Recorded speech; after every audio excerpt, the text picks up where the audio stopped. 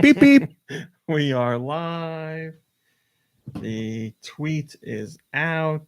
Beep, beep. Beep, beep. I'm on top of it today.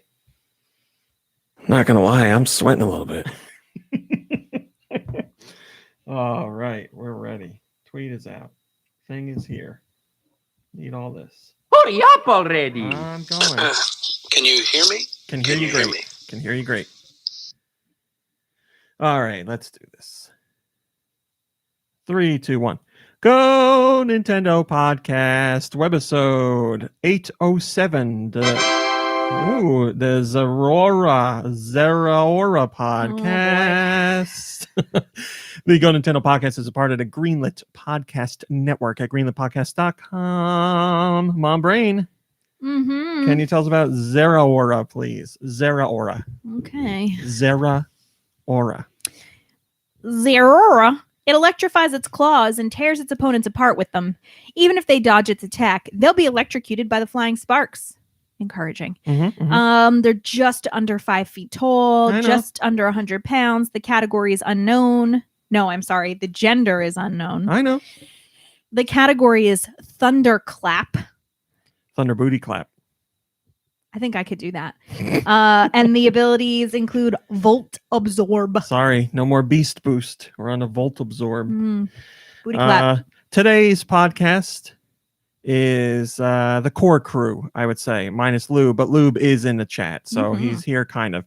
But it's the OGs, it's the extra specials, it's the best of the best. Well, minus JTS, isn't it? Right, if we're talking OGs. Well, JTS hasn't been on in a million years. Yeah, but if we're talking OGs. Well, these are still OGs. Yeah. What does OG stand for? Oh goodness. Oh goodness, the Oh Goodness crew is here. Well,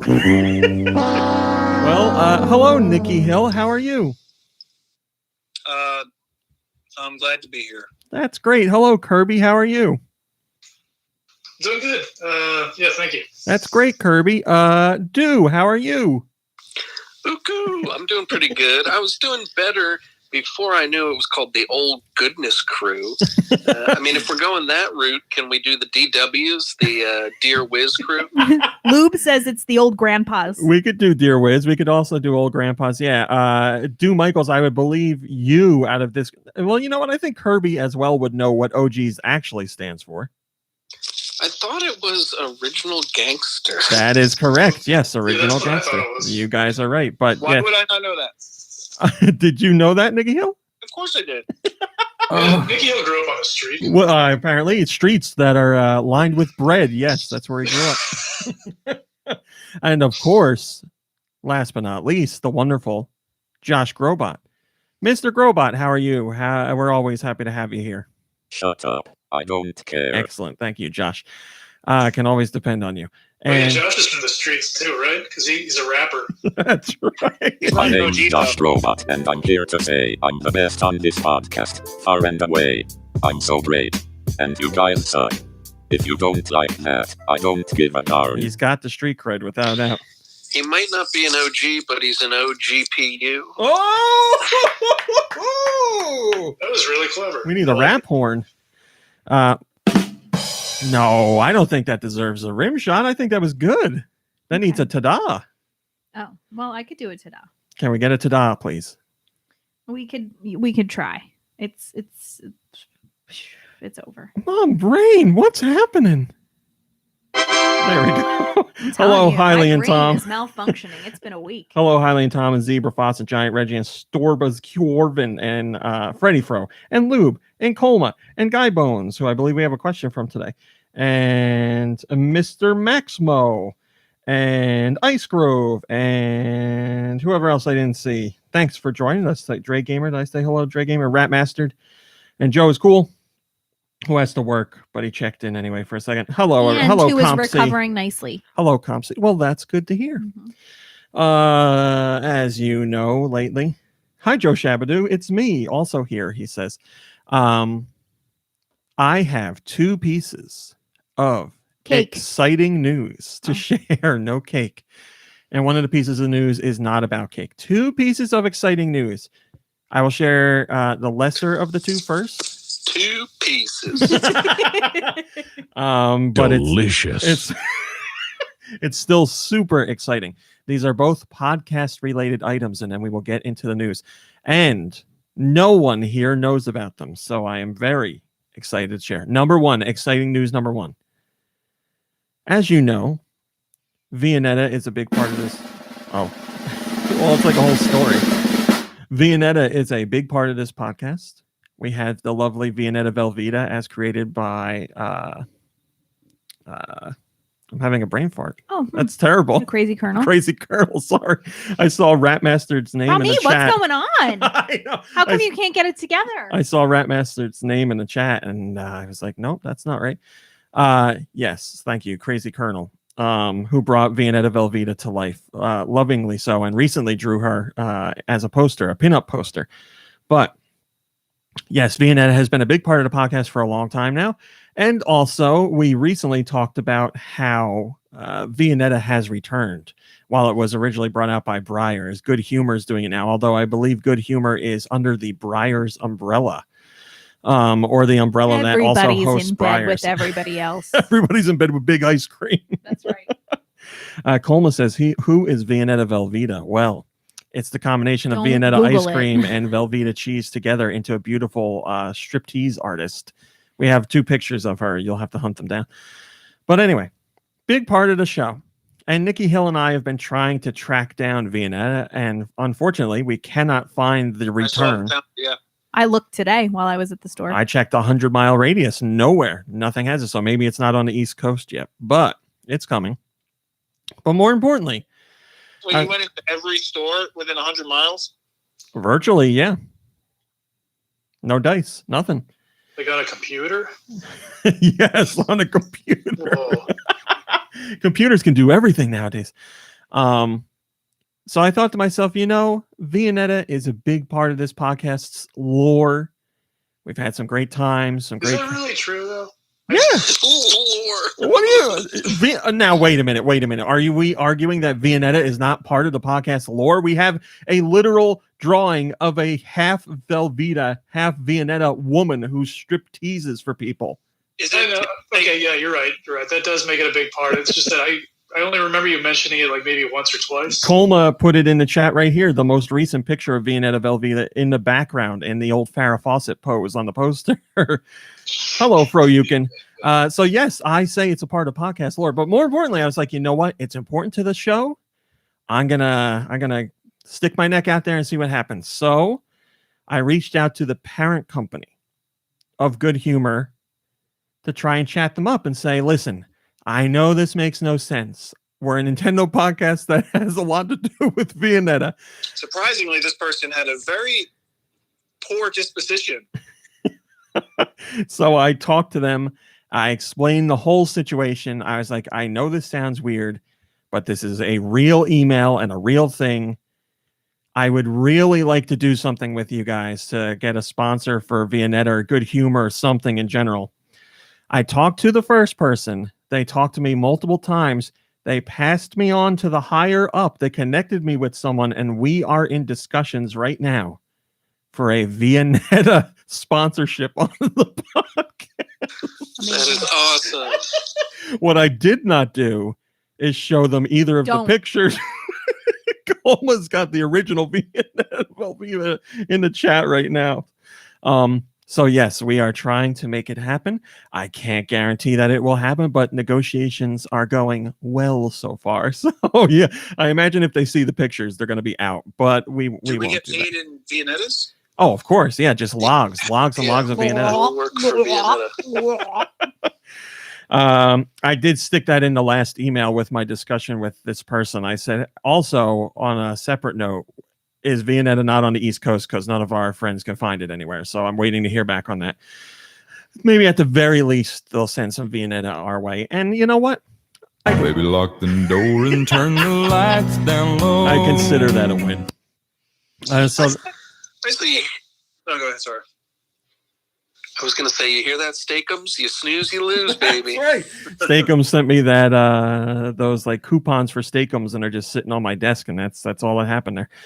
But we'll see. Fingers crossed, toes crossed. It's going well so far.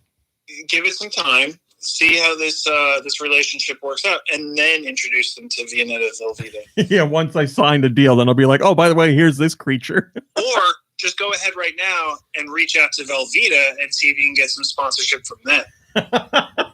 Let's just try and lock in the more important of the two. Play a little matchmaker. And not to be mean, but I would say the more probable of the two. I don't think Kraft is going to want to work with some no-name podcasts, but we got a good chance with Good Humor. We have a bigger following than them, I will say that. But we'll see what happens. I don't know. It's up in the air, but things are going well so far. Now, moving on. If you thought that was the biggest news, it is not. This news is bigger times, maybe 1,000, I'll say. So, another part of podcast lore, and hopefully, Kirby, you'll agree with this one, is the discussion of Paddington and Paddington 2. Do you agree, Kirby? Wow. Yeah, you don't have to get so intense about it. It's Paddington. It's always super serious, Kirby. Are you still mad at me about my Paddington opinions? Kirby, I was never mad, not in the slightest. All right, you seemed like you might be a little mad. No, I have the same level of hatred for you that I've always had. Oh, that's sweet. So yes, on the podcast we have talked in great lengths about Paddington and Paddington 2. And someone brought something to my attention this week. Listener of the podcast, Elfman, got in touch and he's like, hey, I was watching the latest episode of Conan O'Brien and a certain discussion came up. The discussion was between Conan O'Brien and Nicole Byer. Now, Nicole Byer, if you don't know her, is the girl from, what's the name of the show on Netflix about the food? Nailed it? Nailed it. Right? She's the one that hosts Nailed It. I don't know. I got to double check. But anyway, he sent me a clip from the most recent Conan episode that is Paddington related. And Mom Brain, I have put that clip on the soundboard. Can you please play it? Have you watched Paddington 2, by the way? No, I haven't seen it yet, but I think I'm going to watch it. People say it's very good. Let me tell you something. This is a complete side note. Someone explained to me, whose opinion I really respect, that it's the perfect movie in every respect. And I thought, that can't be true. And I watched it, and it is. I'm not kidding. It is the perfect movie on every level. I've also been told Paddington 2 is better than Paddington Uno. Yeah. No, it's like Godfather 2, Godfather 1. The only other film to achieve that status, Paddington. Who'd have thought? So, obviously, that was a very important clip to send my way because we've had that same discussions on Mom Brain. You and I feel the same way about the films. Absolutely. So, once again, I thought to myself, something needs to happen here, except this time I already had a foot in the door because I talk to Conan O'Brien's Team Coco's PR team every other week because they'll send me clips from the new podcast show that Conan's doing, which is Good Game, Nice Try.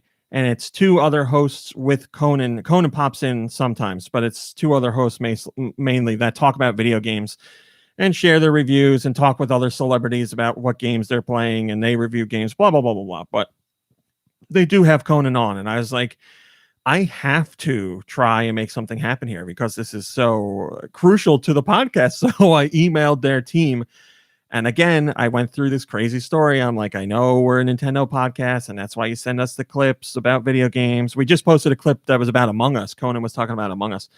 But I said, here's this thing that's been going on in the show, and Paddington's a big part of our show, and blah, blah, blah, blah, blah. Did they say, nice try? my podcast or my Team Coco connection has passed on the message to the man himself. Paddington? Paddington, yes. And we'll see what happens. She said, I can't guarantee anything's going to happen because he's a busy guy, but he has gotten the message. So I don't know. Keep your fingers crossed. Both of these are going to fall flat and nothing's going to happen. But as of right now, we're at the exciting part. What are you hoping for with that one? Just Conan to send like an audio clip or a video that says like, yeah, I agree with you. Well, I said to the rep, I was like, I don't care if it's text through email or a 5-minute phone call or something over Zoom or whatever. I said, I just want to talk to him about the movie in general, why it's part of our show, and how funny it was that he was talking about it. And he's just come to realize how we feel about the movie. So Ice Grove, I'm thinking the way you are. Ice Grove says he can't pass such a big gag. I'm hoping so. I can't imagine anybody else has gotten in touch with him to be like, hey, let's talk about Paddington. So, he's not doing his regular show right now because of COVID and all that. So I would hope he's got a little bit more free time, and he's just hanging at home most of the time. So we'll see what happens. But I extended the olive branch, and we'll see if he takes it. So you know how it came up? What? You know how it came up for their conversation? How's that? No, I'm asking. Like, did they say like? Oh yeah. I cut that think, out. I cut that out of the clip. Hello, Nader Die. The discussion came up. Oh, I heard on my favorite video game podcast. They're talking about Paddington. Have you ever seen it? Elfman is in the chat right now. Elfman, thank you again for sending that. It could be the impetus for something huge. Yeah, the reason the conversation came up, I believe, I know the second half of it. I believe it was Nicole Byer saying she's not going out anywhere right now because of the pandemic, and she's living in her house just like in pajamas, whatever, and like not she's doing. Still having a blast though. I feel like she couldn't ever not be having fun. Well, she was taking the garbage out at her apartment, and her neighbor saw her, and her neighbor was like, "Do you know who you look like right now?" And she's like, "Who?" And he goes, "You look like Paddington. You look like Jailhouse Paddington from Paddington 2. He's like, "You're wearing the exact same outfit." And they have a picture or a picture next to picture of her in her outfit and Paddington in like the striped blue and white prison garb, and they look exactly the same. Well, now I know Paddington goes to jail. He visits jail. His father's in jail. How would you compare Uncle Pastuzo? It's fun. Am I telling the truth, dude? You'll have to watch and find out. Yeah, I'm not even going to talk about it. Spoiler alert. So yeah, we'll see what happens there. But I'm very excited. Oh my gosh, I'm looking at the picture. Yeah, if you watch that clip on Conan's on Team Coco's YouTube channel, you'll see the side-by-side comparison of the two. But that's the exciting things going on in the world of GoNintendo. Like I said, we'll see if they pan out. They could go nowhere, but at least they get added to the long storied history of both Paddington and Vanetta on this podcast. Excellent. All right. Mom Brain, can you hit me with that jingle? We got to get to news. I guess I can.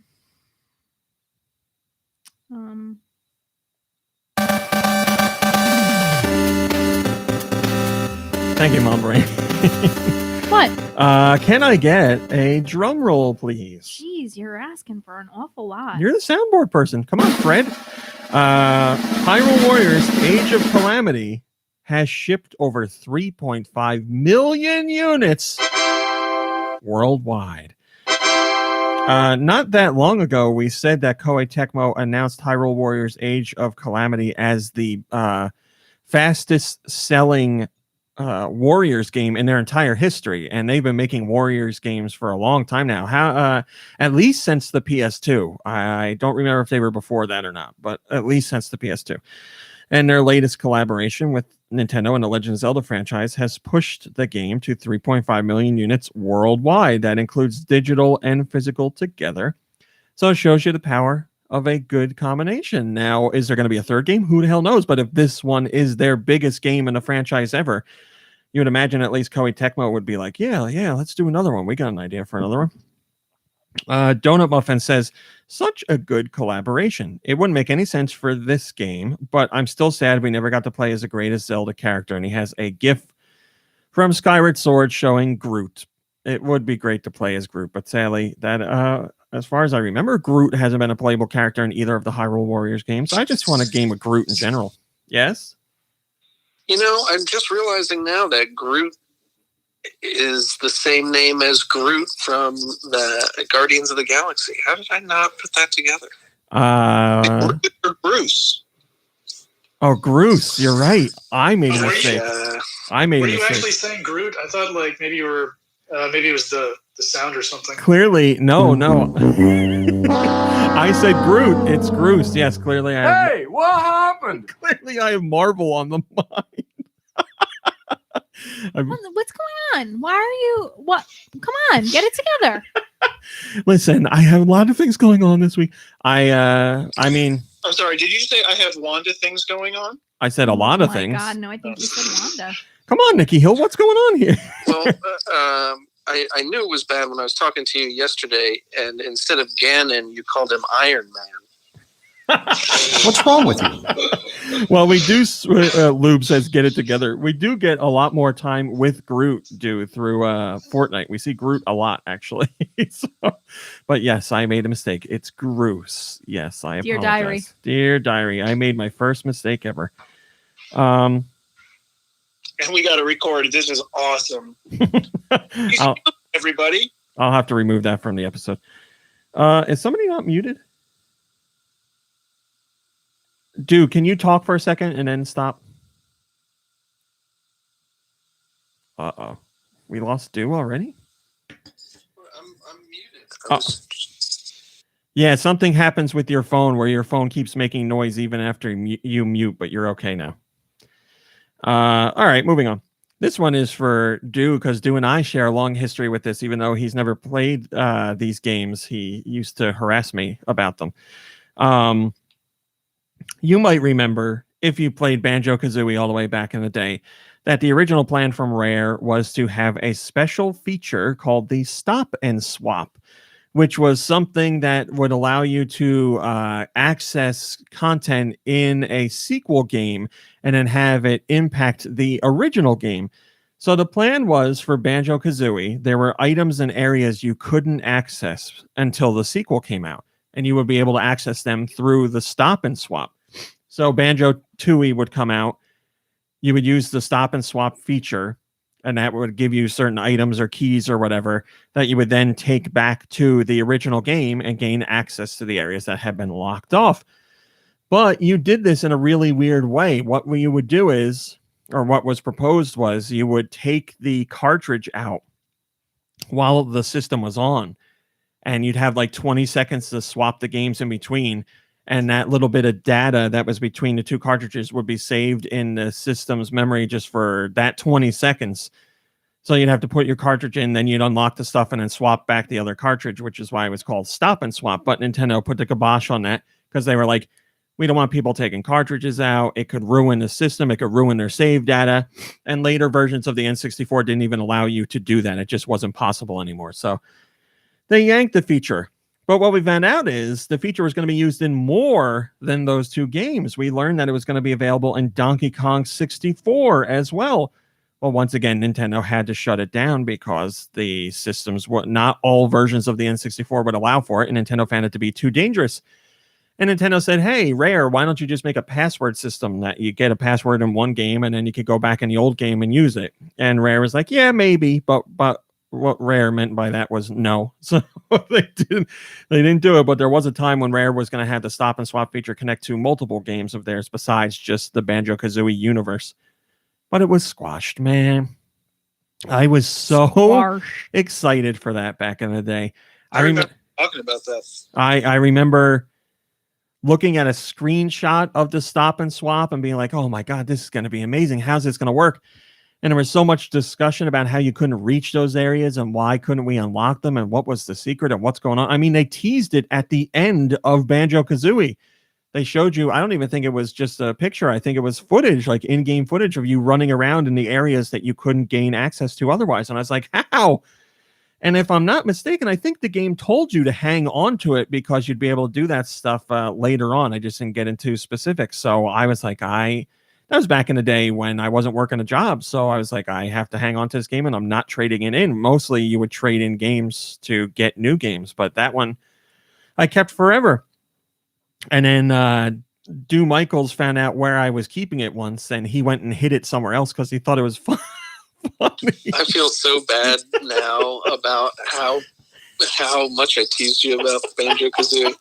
Well, you were right because it didn't matter in the end. But yeah, I held on to that cartridge for just for that reason. I used to sit there and think about what I'd be able to do, and finally getting into those secrets, and then it all fell apart.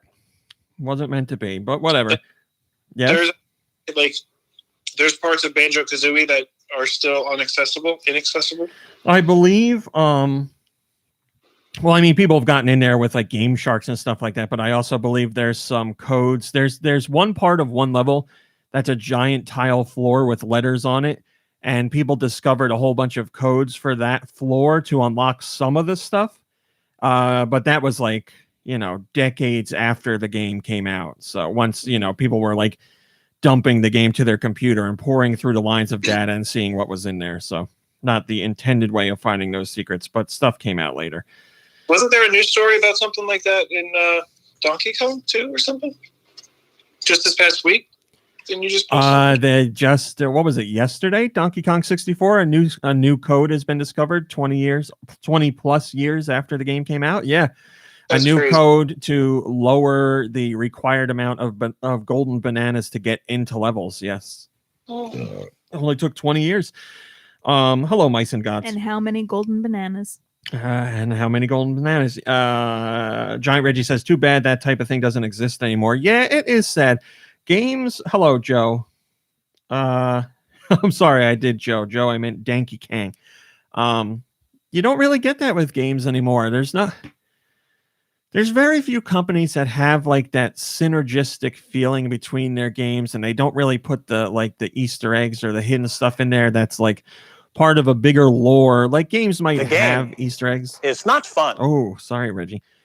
IO Interactive does it with Hitman because Hitman is basically all that they make. So they had some really cool interconnected stuff between the Hitman games. But yeah, more often than not today, we just get Easter eggs that developers put in there as a way to like keep themselves from going insane while they're developing games. They put in little jokes for themselves, which is great. I love that kind of stuff. But Stop and Swap is something completely different. Stop and Swap is Rare saying, for our next 4 or 5 games, this is going to be a thing and they're all going to be connected. And it's kind of like the Marvel Cinematic Universe in a way. Like we have this big plan going forward of all these things and how they're going to work together, just as a little treat for fans who buy our games. But yeah, it didn't happen there, and it doesn't really happen nowadays. Minus the old Totaka's song that Nintendo hides in some of their games. One of my favorite things. Keep going.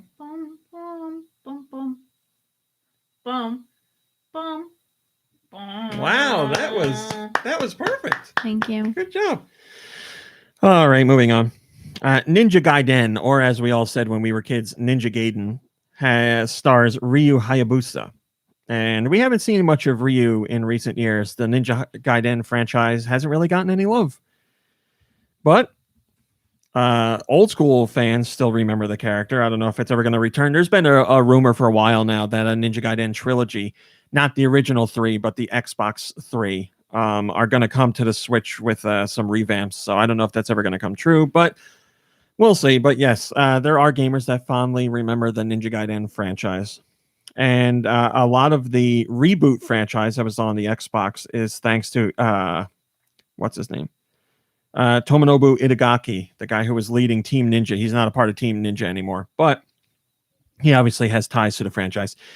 And he was asked about Ryu Hayabusa potentially joining Smash Brothers. He says, what do you think about that? Would that be a good idea? And he says, quote, Smash Brothers is a very popular game. I think it's a stage big enough for Ryu Hayabusa to play an active role, end quote. Now, as an old gamer, I think that would be cool, but I don't know that the character really has the gravitas that he used to have. I mean, Banjo-Kazooie joining it was a huge deal because just Rare and Nintendo's history together, plus the characters, plus the success of those games, like it's a major thing. But Ninja Gaiden isn't really much of a thing anymore. I would be happy to see it, but I don't know if it's a move Nintendo would make. Yes. It would be a thing if they said this. Has anyone? I'm sure somebody has said it over the past 3 decades. It's not.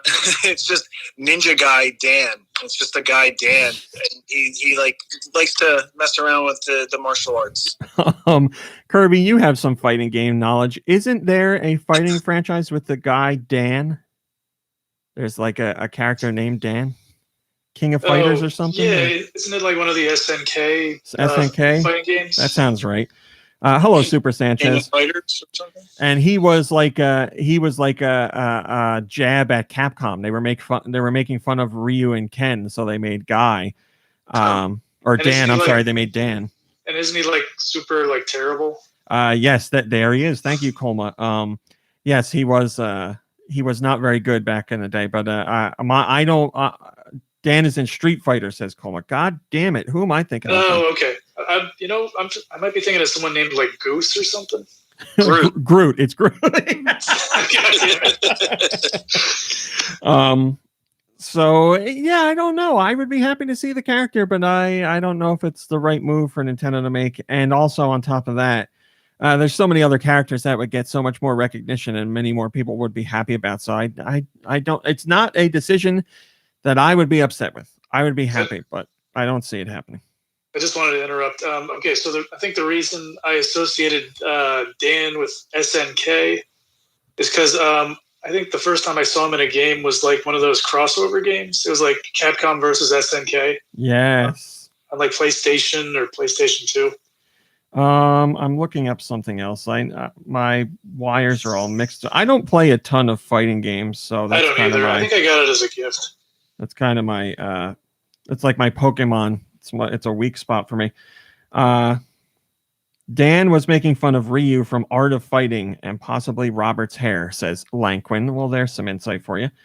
So yeah, we'll see what happens. We know there's more characters that are going to be in Smash Brothers Ultimate. We don't know who they are yet. We'll see if they end up being characters that have more worldwide appeal right now, or if they go with something old school. I mean, as far as Ryu goes, his moveset and his abilities will be great for Smash Brothers. I feel like that he's got plenty of stuff that he could do and plenty of things that would be easily adapted to Smash Brothers. But whether he makes a cut, I don't know.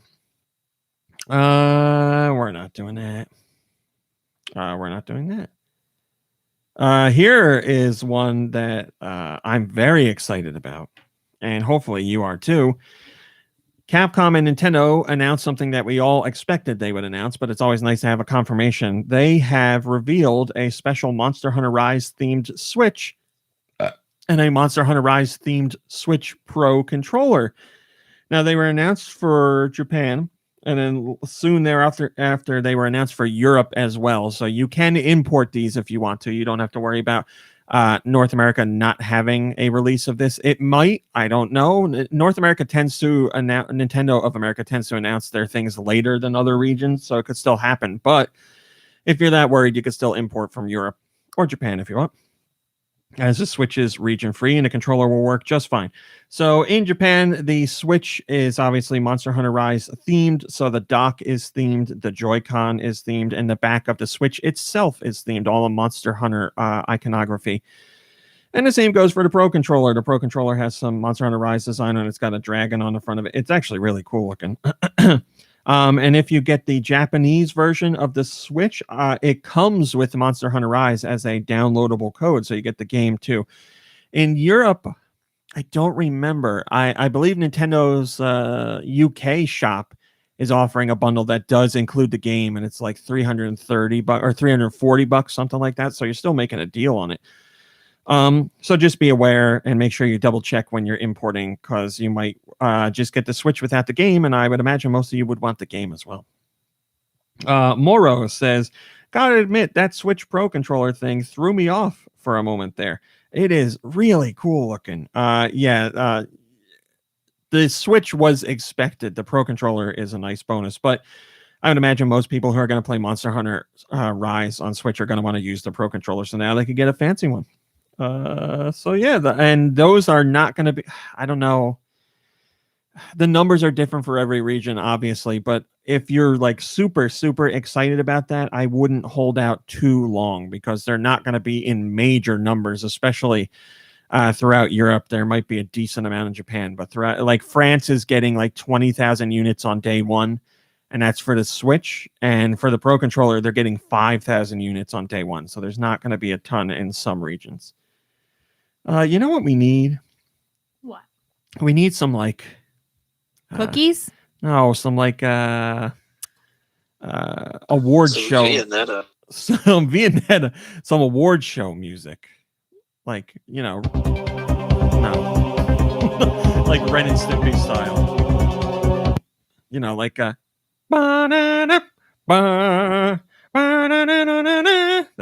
But we don't have anything. Josh, can you whip us up a little ditty there? He's feeling it. He's really, really feeling it. Is he really? Okay, you ready?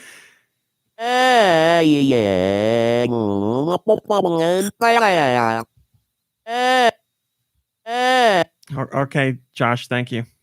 We're good.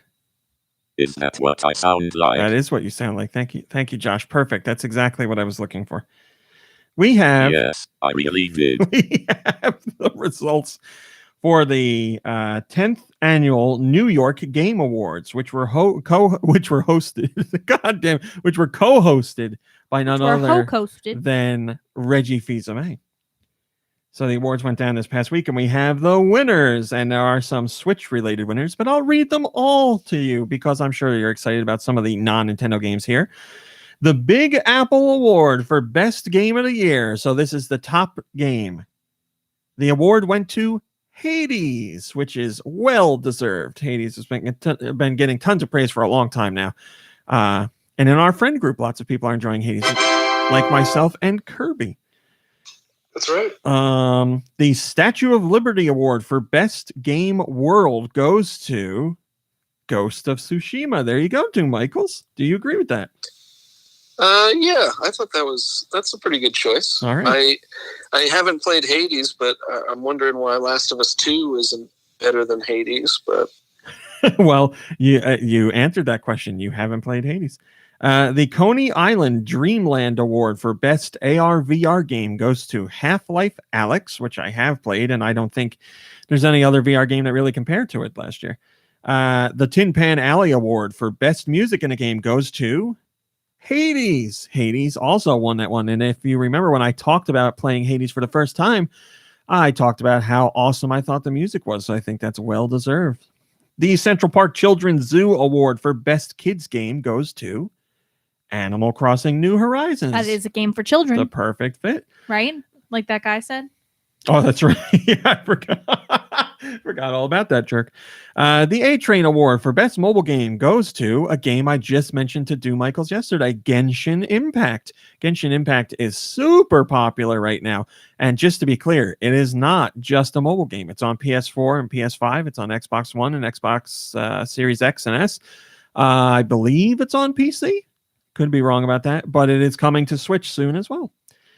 The Off-Broadway Award for Best Indie Game goes to Hades. Again, 3 wins for Hades.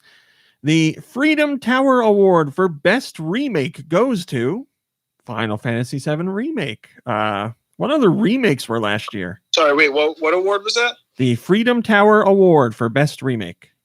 I didn't think they were calling it the Freedom Tower anymore. I am just telling you the name of the award. Was the Resident Evil 2 remake from last year, or is that the year before? I would I turn think to you that for was that. the year before. Okay, never mind. Was And then I Resident think- Evil 3 remake last year? I'm pretty sure it was. Yeah, Well, not as good as Final Fantasy VII, they say. I agree. The Great White Way Award for Best Acting in a Game goes to Logan Cunningham for Hades. He was Did any of these judges play Last of Us 2? I'm just wondering. They did. These are the most highly respected group of critics around the game industry. I can read to you about them if you want. Thanks.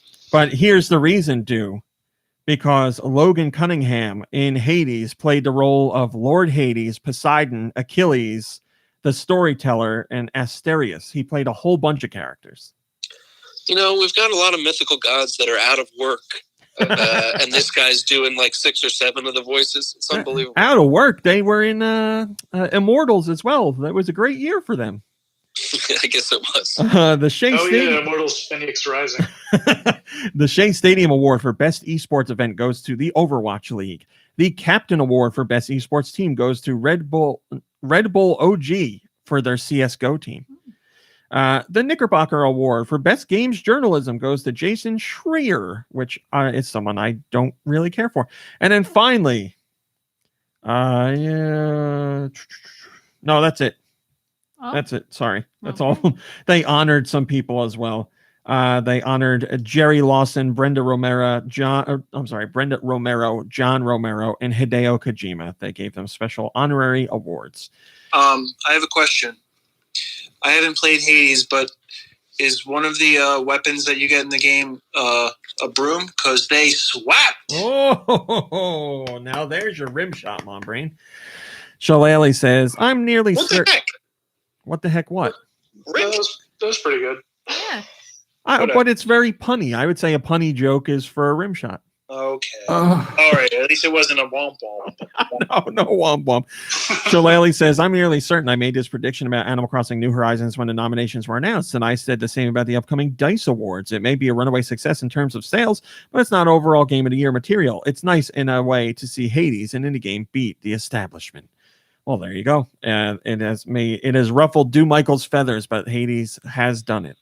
I don't want to say my feathers are ruffled because I haven't played Hades. So I've never heard of these awards. I'm sure these awards are important, but this is doesn't mean much to me. This is the 10th annual New York Game Awards. Yeah, that's terrific. So good for them. I mean, but I don't. Just, the way you say that makes me think you don't mean it. I don't need an award to like play and enjoy a game or think a game is better than another game or whatever. And it shouldn't even matter. I'm sure they're totally different types of games. So why are we even giving awards out anyways? Like, how do you compare? But yeah, Last of Us 2 was better. That's what I was waiting for. I'm going through the nominees list because we have that as well. I'm going to see if The Last of Us is nominated. Last of Us. Well, it helps if I spell it right. Last of Us. Last of Us was nominated. It was nominated for Best Game of the Year. It was nominated for Best Music in a Game. It was nominated for the Best Writing in a Game. It was nominated for Best Acting in a Game. So it was nominated for everything that it lost to Hades for. Yes. That is correct, sir. So there you go. It was nominated. Good luck next time, Naughty Dog. It's an honor just to be nominated. Not to take 16 years to get a game out. How long did it take? Took them too long. That's the problem. But they came out with, in my opinion, a perfect game. So, like, I'm glad they took the time. I know you're joking, but Naughty Dog, it's okay. It's okay. Well, I mean, don't let those knickerbockers knock you around. I don't know. I'm sorry, Nikki Hill. Go ahead. I'm just saying they're not Naughty Dog. They're good dog. I don't know that I'd call it a perfect game, but I don't know what game I would call a perfect game. But it's certainly worthy of winning awards and being nominated for awards. But when Hades beats it out, I it's hard for me to argue against that. Maybe writing, but the writing is really good in Hades, so I don't know. It's a tough one. Either game, let's put it this way: if either game won, I would not be upset. So, well, I just I don't know why I keep talking about it because I keep saying I haven't played Hades, so I don't know. But you'd think like if not Game of the Year, then at least the voice acting of Last of Us 2. But like you said, this one dude played 7 parts. Yeah, he did, and he did a really good job too. The voice work is really good. You should play it. You should play it and talk to us next week about it. All right, great. So, so moving on. Who's in charge of giving me the old code for it? Who makes Hades again? You can get the eShop code for it, which I believe costs $20 right now. Cool. We had a little interesting story pop up this week about Rabbids, everybody's favorite franchise, Rabbids.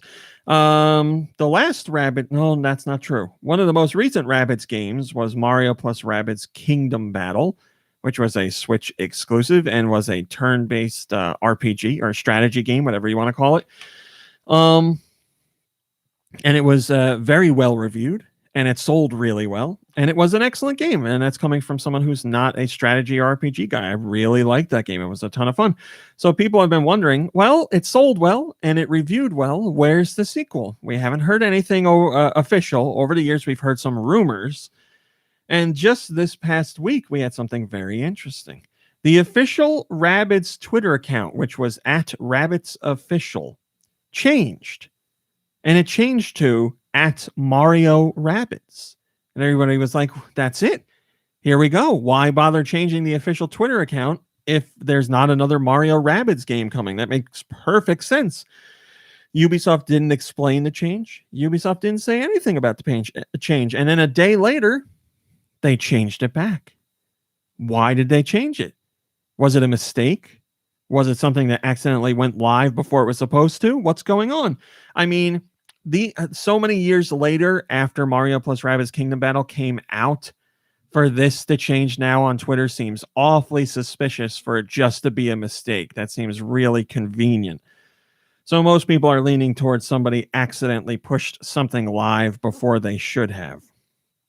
But Ubisoft hasn't commented on it at all. So all we can do is sit back and wait to see if another one is announced. I would say the likelihood of another one coming is very good. We'll just have to hang in there and see what happens. I have a question. Yeah. It's kind of far out there and it's a big stretch. So, like... Get that rim shot ready, Mom. Excuse me. No, it's not a joke. But, like... So we all know that Rabbids were in existence before Minions, right? Yes. And Universal is working with... Or Illumination, which is, I guess, owned by Universal, is working with Nintendo to make a Super Mario movie, right? Correct. So what if they included Rabbids in the Super Mario movie? And this is like, I don't know, somehow connected.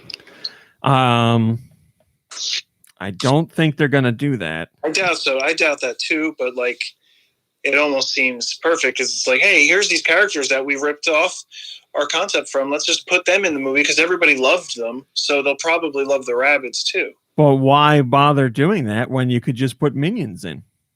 Because Minions don't exist in the Mario universe, but Rabbids apparently do by now. I was going to say Rabbids didn't until Rabbids came along. I'm sure they could find out a way to stick Minions in there and get what's-his-face, office guy. I can never remember that guy's name. Yeah. Steve Carell. Other than that, it could just be somebody, Michael Scott.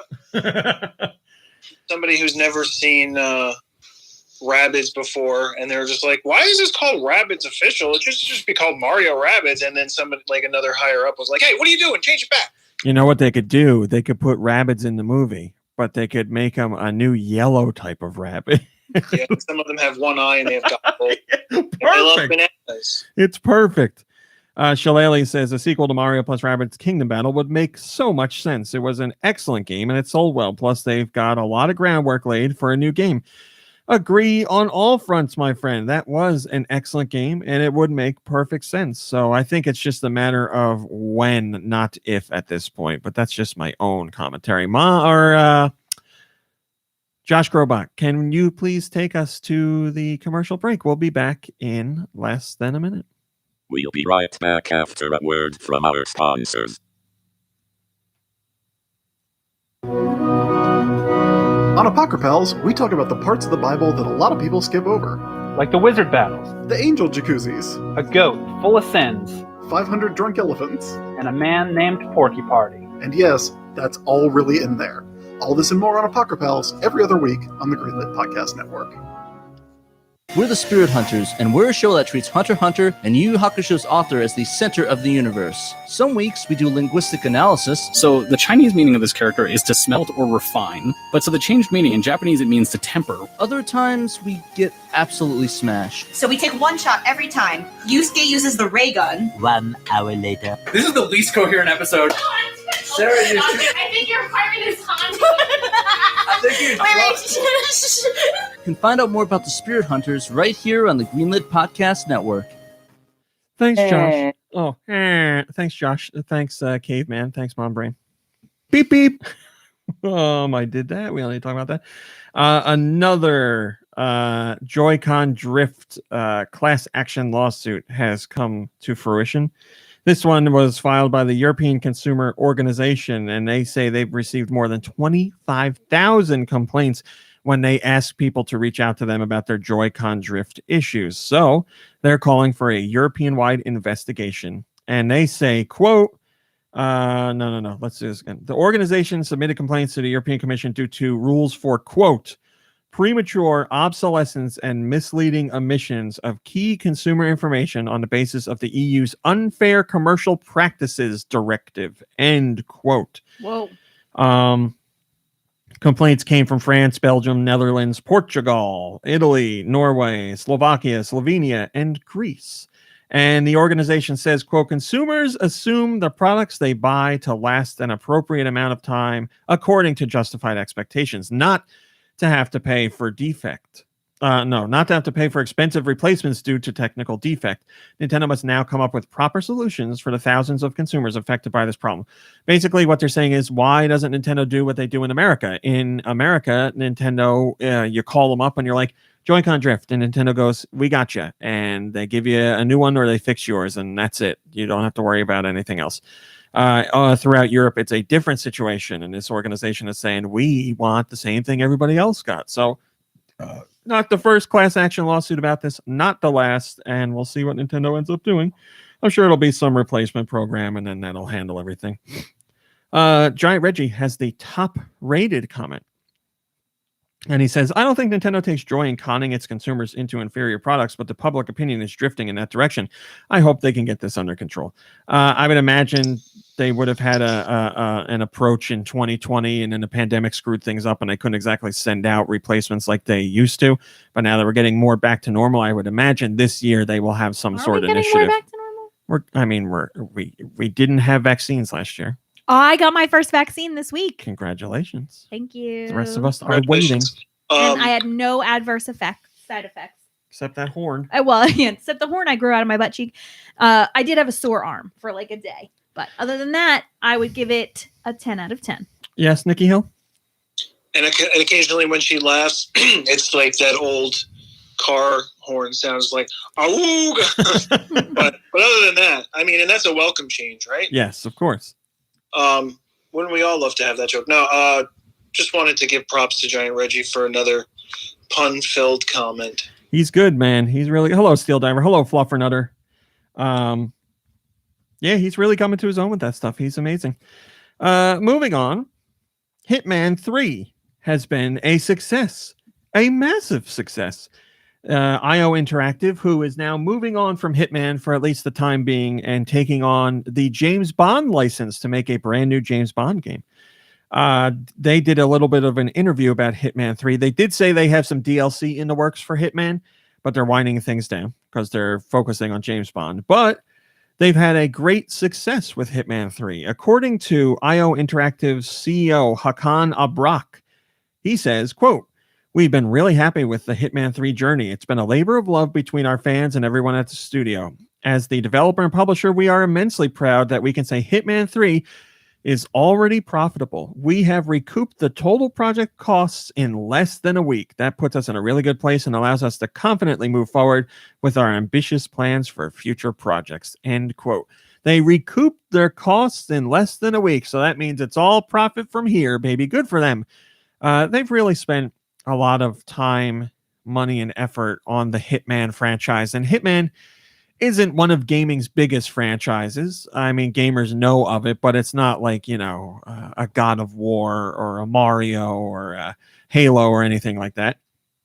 But it shows that you can have a quality experience on a smaller scale and it can still be a big success. So good for them. They really earned it. And it's great to see because Hitman's going to be quiet for a while now. After Hitman 3, I would imagine it's going to be 4 or 5 years until we see another Hitman game at least. I don't see IO Interactive farming it out to anybody else to let them do one. I think they're just going to put all their focus on Bond and then see how Bond does. And then after that, decide if they want to do another Hitman. So it's a good Hitman to go out on for a while. Storbus Corvin says, tried the stream version and it seemed to be a very boring game. To me, obviously, many people like it. And it's €70 for a game that can disappear at any time in the future. That's insane. Hitman 3, that's why the franchise isn't as popular, because it's an acquired taste. Like, it's Kirby's nightmare, because Kirby does not like stealth games, and Hitman is all about stealth. So, if you... sorry, RMC, continue. No, go ahead. I was just going to ask you, I know you said you were going to play this one. Were you planning on playing it on the Switch? Yeah, I'm going to play the cloud version. Okay, good. Is there something else you want to say? No, I was just curious which version. I should have known you'd try the Switch version, but I was just curious. Well, I mean, I like to go with the versions that are more of the question marks, because I know what to expect on the other systems, but I want to see what happens with the Switch version. So that's the one that interests me, because I want to be, I could potentially be more impressed by that than the other versions. Like, if I played on any of the other systems, I know what I'm getting, and I'm not saying that's bad, but the Switch is the wild card. So I want to see how that performs.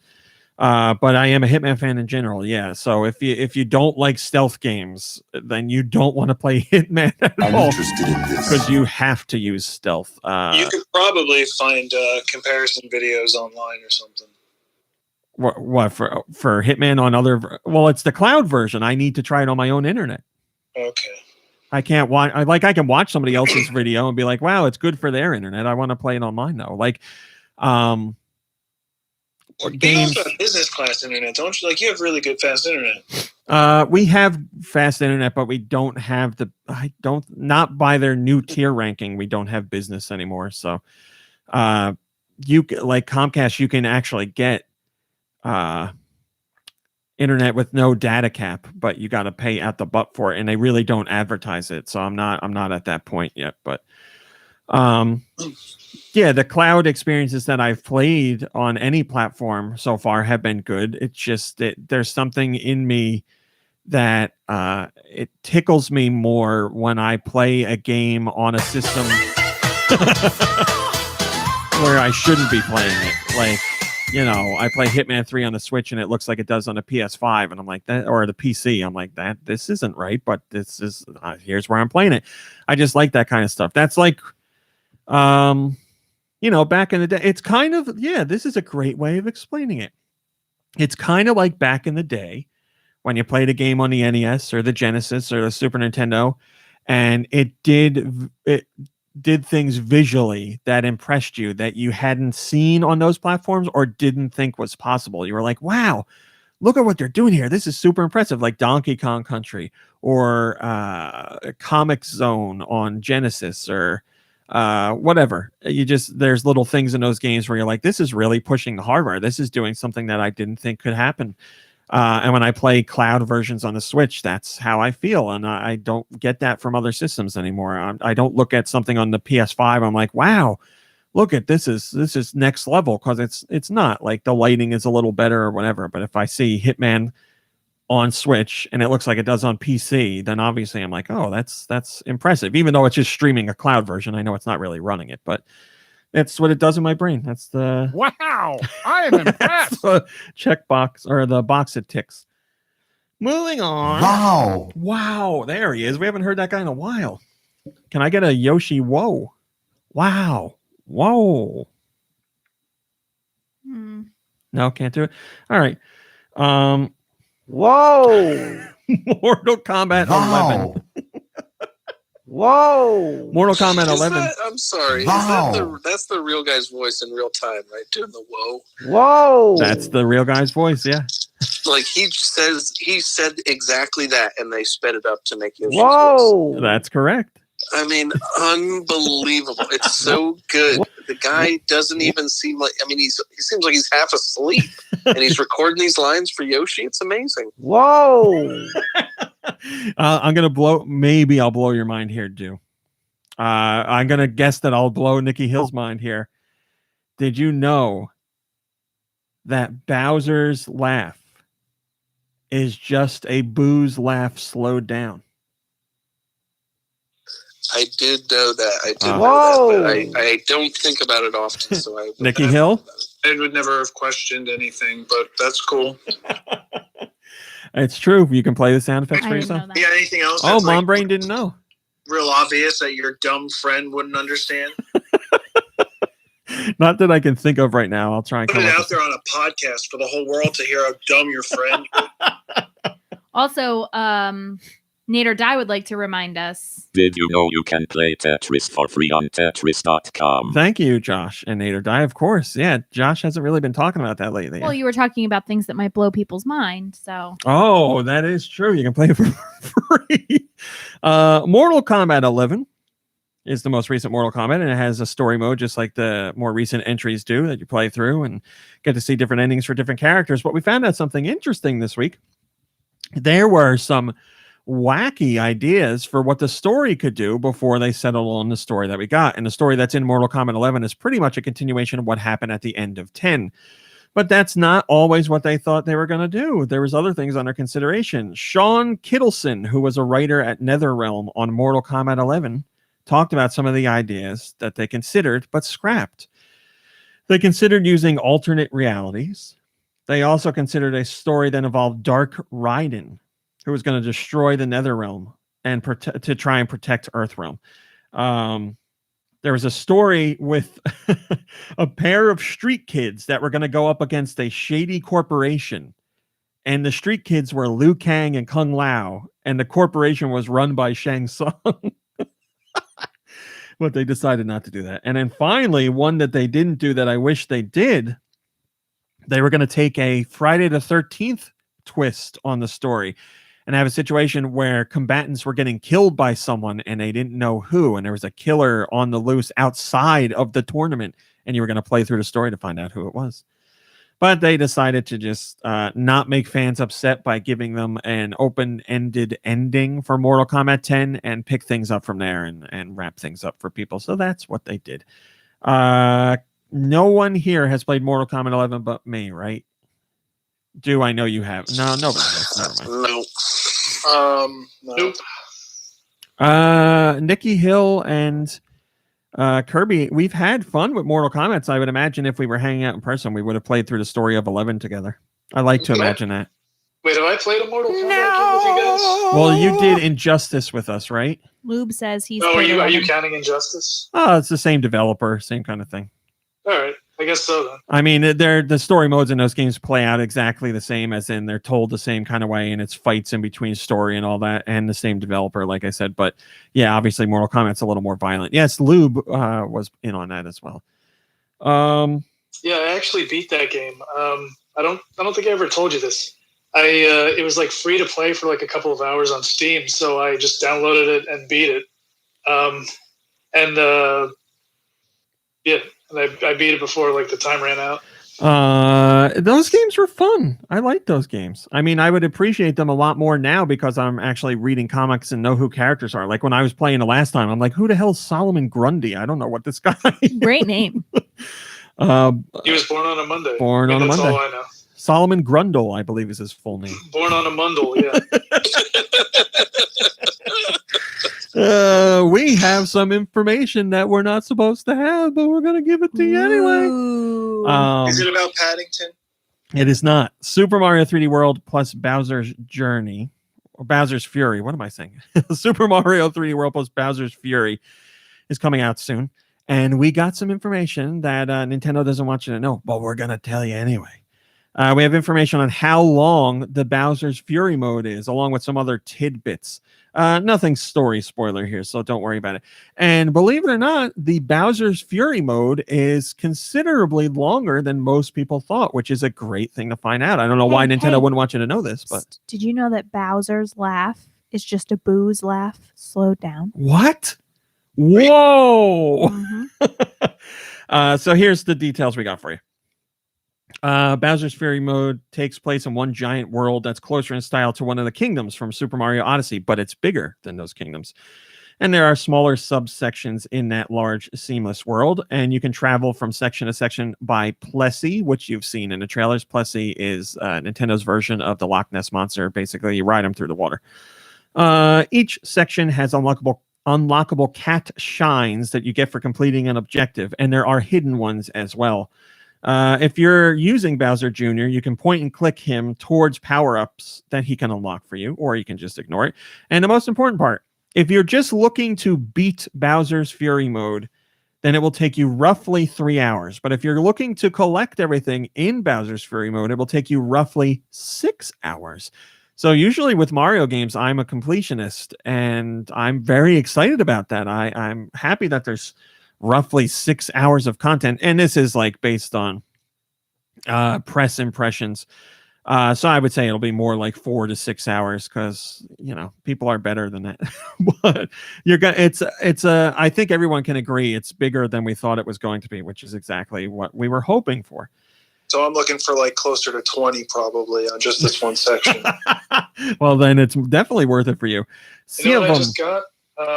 Sorry. No, go ahead. Plessy. I guess it's supposed to be like Plesiosaur. That is correct. And they changed it to Plessy, which rhymes with Nessie. Okay. Yeah, you figured it out. That's cute. Sea of Them says, that works for me. Never played 3D World for reasons I still don't know. And this add-on is making it seem more than worth it. Well, if you haven't played 3D World and you get this bonus, it's a no-brainer. 3D World is fantastic, in my opinion. I've talked about that to death, so I'm not going to go into it more. But yeah, that's a great deal. We're not doing that. This was pretty cool. Earlier this week, we got a look at one of Nintendo's company booklets from 2007. So these are booklets that aren't usually released to the public, but people get their hands on them and take pictures of them and blah, blah, blah. And the booklet from 2007 had all of the Wii logo designs that Nintendo considered before they settled on the one that we got on the box. And they have, it's got to be over 100 different ways of writing the word Wii before they pick the one that we all know. So do yourself a favor and visit this article and look at them, because there's some really crazy ones in there. There's ones that are obviously very close to the Wii logo that we got, and ones that are similar with a slightly different font or a different color. But then there's some really wacky ones that look like straight out of the 70s or the 60s. There's some really cool stuff in there. So check that out. It's really interesting. Mock Turtle says, I think the one they went with was the best choice by virtue of being simple and elegant. But I love the one that looks like an upturned crescent moon with a nose and 2 eyes in the corner. It's the 6th logo in the 6th row of the second image. If you want to see what he's talking about. He says, that's abstract art right there. Yeah, they you wouldn't imagine there's this many ways to write the word Wii, but they got a lot of them. It's really interesting. I would love to know like the process of actually whittling it down to that one. I heard a really cool story yesterday about Halo, how Halo was named. They had there was a video with some old Bungie members that worked on the original Halo, and they were talking about the naming process for Halo. The name they had, one of the guys said they had 2 pages worth of names, and the name that they were all leaning towards was Covenant, which is one of the names of the races in Halo. So it makes sense. But they were doing like a pitch session, and one guy said Halo, and everybody else on the pitch session was like, that is a stupid name. Aww. And they didn't add it to the list. And some other guy came to this guy that said Halo later on when it was just the 2 of them. And he's like, you said Halo and everybody crapped on it, but I kind of like it. He said, I'm going to add it to the next list and we'll see how it goes.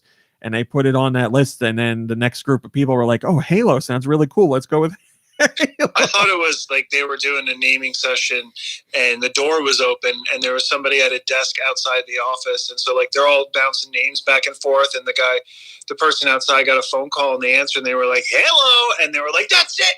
That's the name. Hi, Jack. Hi.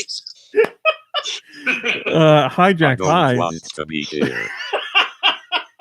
Great, Josh. Thank you, Nikki Hill. I had a feeling I knew where that was going, but I don't think Covenant's a bad name. Covenant would have been a cool name, but Halo, Halo seems right because it's been Halo. But Covenant's cool. It's just funny because I've heard a few stories where names of franchises or movies are discussed, and they'll have a list of names, and one's whittled down, and then the name that gets picked is one that they never even considered, and somebody brought up at the last moment. So isn't that what they just said about Karate Kid?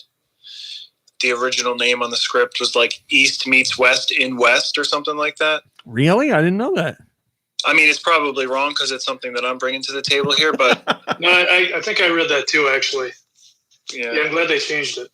That's how the That's a name bad of name. that's how the name of GoNintendo worked out. We had that forum where everybody was giving their name suggestions, and we went through them live on a podcast, and we didn't hear any that we liked. And then I want to say it was you, Nikki Hill, that said GoNintendo. I could be wrong. That story was boring and dumb. Thank you, Josh. Hello, Rakia.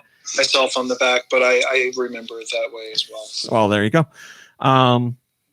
So yeah, I mean, I don't know. Sometimes it takes just like the brainstorming session of reading all your ideas to spawn new ideas. And I should have copyrighted it when I had the chance. You missed out. North America. What do we got this week? Let me tell you. We got RE0, Starting Life in Another World, The Prophecy of the Throne. We also have Arcade Archives Black Hole, Bonkies, which is monkeys in space. Of course. Burn, Super Trucks, Caves and Castles Underworld, Chill Panda, Citizens Unite Earth and Space, Colossus Down, Cooking Festival, Crossbow Blood Knight, Cultist Simulator Initiate Edition, Cupcake Match. Are you kidding me? Are you kidding me? That's what it's called. We need a cult simulator now? That's terrible. Disjunction, Glyph, Gods Will Fall, Golden Force, the award-winning Heaven's Vault. I added the award-winning part. It's true, but the name is just Heaven's Vault. Joe's Diner. Why did you add the award-winning, if you don't mind me asking? Because it's award-winning. If somebody wins awards, I feel it should be trumpeted. Did it beat The Last of Us 2? I was gonna say, I remember it hearing that it won more awards than The Last of Us. I thought you were just joking. No. I don't know. I was late on that joke. Sorry. I was hoping it was going to be Tom Bergeron related. The award-winning Tom Bergeron created Heaven's Vault. Joe's Diner, Marchin Forest, Elysia, which looks really cool, and it's from Devolver Digital. They always put out good stuff. Pine View Drive, Pixel Game Maker Series, The Witch and the 66 Mushrooms. Redout, Space Assault, which I hear is quite like Star Fox. Royal Tower Defense, Mom Brain. The next game's name is Save Farty. We should all be thinking about that. We should all be worried about saving Farty. Seal Electric Railway, Shark Copter versus Zombie Dancers, Spaceship Cruise, Strange Field Football, Sushi Party, another notable one, Sorted and Necromancer, The Choice of Life, Middle Ages, another notable one, Tohu, It's pronounced tofu. Vera Blank, Ghost in the Castle, and Wood Salt. There are your North American releases. There are some very notable ones in there. Donut Muffin says, Save Farty, a trivia game as tasteless as the name implies. That's what they say about the game. This might just be up the podcast crew's alley, if you know what I mean. I was looking at, I hate the presentation of it, and I hate the attempt at humor, but the trivia aspect looks like a lot of fun, and the questions looked good too, so I like that, but yeah, not really down with the name. You know what, Nikki Hill? I'm going to go to you, and then we'll go back to the other story here. Is that okay with you? Yeah, sure. Josh, if you will, please. What are the next European masterpieces? Let's find out with Nikki's sweet releases. So, Europe, what did you get? Not what are we getting, right? This is in the past here. Well, there's a little bit future. But, there's a little bit future too. Some will come out in like the next couple days. Oh boy. I thought I said this last week, but maybe you said this last week, and now it's in Europe. Atelier Riza 2, Lost Legends, and The Secret Fairy. Yeah, I think I said it. Bonkies, I heard, is about monkeys in space. That's correct. Burn, Super Trucks, Caves and Castles, Underworld. Caves and Castles, Underwear. Citizens Unite, Earth times Space. Colossus Down. Cooking Festival. Crossbow, Blood Knight. That's the same title. Crossbow, Blood Knight. There's a colon that separates the two words. Cyber Shadow, ASL. Day Life in Japan, animated jigsaw puzzle series. That I think I can get into. There you go. Disjunction, all one word. Gods Will Fall. Just want to say that that's more work for the Greek gods. Greek gods. Golden Force. Emmy award-winning Heaven's Vault. That's not right. Award-winning Heaven's Vault. You got me again. Every time I hear that, I just think Tom Bergeron. Is this Martian Forest or Merchant Forest? How do you say it with a Yeah, maybe it's Markin? Merkin Forest, yes. Merkin. My brain is right. This is where we grow the finest Merkins. Merkin Forest. Olesia, which I remember seeing a long time ago, but I think I don't know if this is what I'm interested in.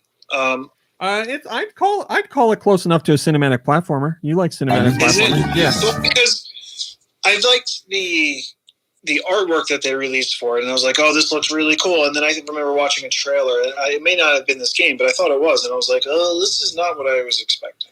It's very close to. I would call it a cinematic platformer. But yeah, the promo art for it is different from the in-game art. The in-game art is more like on Celeste level. Oh yeah, and the promo looks like it's hand drawn. But it just I don't know, something about it makes me think it's like a platformer or whatever. Well, I mean, there is platforming. It's a cinematic platformer.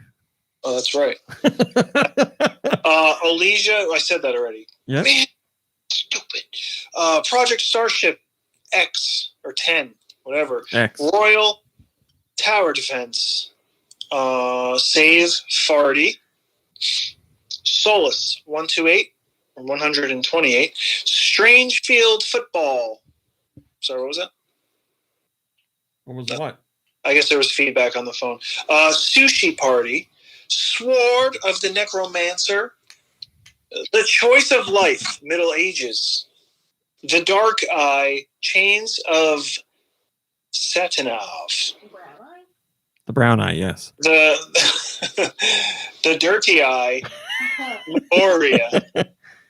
The Witcher 3 Wild Hunt. So just to clear that up, Witcher 3 Wild Hunt Edition has been available on the Switch both physically and in the eShop, but now you are able to buy the Witcher 3 solo and then get Wild Hunt DLC later if you want.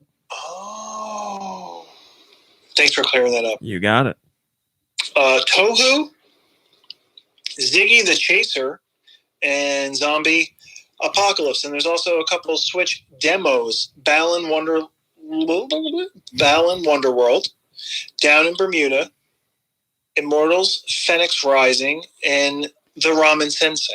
I just want to say, for the record, Colma's favorite game is Balan Wonderworld. I just want to put that out there. We've been talking about it a lot this week. Are you serious? Yeah, I saw your video of it. Yeah, it looks great. Colma sent me a message, and he's like, "Why am I?"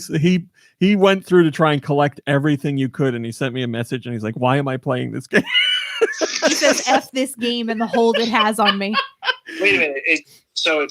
It's. I'm really looking forward to talking about it later. The demo is out, which is what we've been playing, and I'm very excited to talk about it. La Seterna says, "Huh? Witcher 3? Isn't that already out a couple of years?" Well, now you have your answer, my friend. Okay. We had the news this week of Mom Brain. You got to be ready. There's lots of opportunities here. Roger Craig Smith is no longer voicing the role of Sonic the Hedgehog. Oh, I didn't mean that. I had chosen that earlier today. Yeah, there's that Twitter Falcon. What were we calling it last week? The Tweagle. The Tweagle. Okay, all right. You played it once already. We got it. It's gotta stop. Otherwise. The Tweagle where Mom Brain randomly picks a story and we go on Twitter to see what people said. The tweet for today comes from Aiden, and he says, "What?" Now that's what I'm looking for. There's tons of tweets responses on this, but he is the first one, and he says, "What?" This segment is so dumb, I couldn't love it more. Thank you, Mom Brain. My pleasure. So yes, Roger Craig Smith is done after a decade of voicing Sonic the Hedgehog or the Blue Blur, or I don't know, that's his only nickname really. Needle Mouse. No one cares about me. It is over. Who's gonna voice him next? We don't officially know. Meow. That's one of the potential answers. What's his face? I never remember that guy's name. Somebody help me out. Larry Ben King. Schwartz. Ben Schwartz. Everybody's thinking Sega is going to go with Ben Schwartz since he's the voice of Sonic in the movie and the next movie. Maybe he'll also be the voice in the games. Now, I'm not saying the writing in the Sonic movies is stellar, but it's at least writing. And for Ben Schwartz to go from that to the writing in Sonic games, I don't know if he's going to want to be involved with that. But Roger Craig Smith did an excellent job. He joins a long list of names that I can't remember, minus one. Jaleel White. Jaleel White. The great Jaleel White, who voiced Sonic in multiple cartoons like Sonic. One was just called Sonic the Hedgehog. And what was the other one? Sonic Underground? Yeah, why did they have two Sonic cartoons running at the same time? There was a reason. I read about it, and I forget what it was. Something about licensing deals.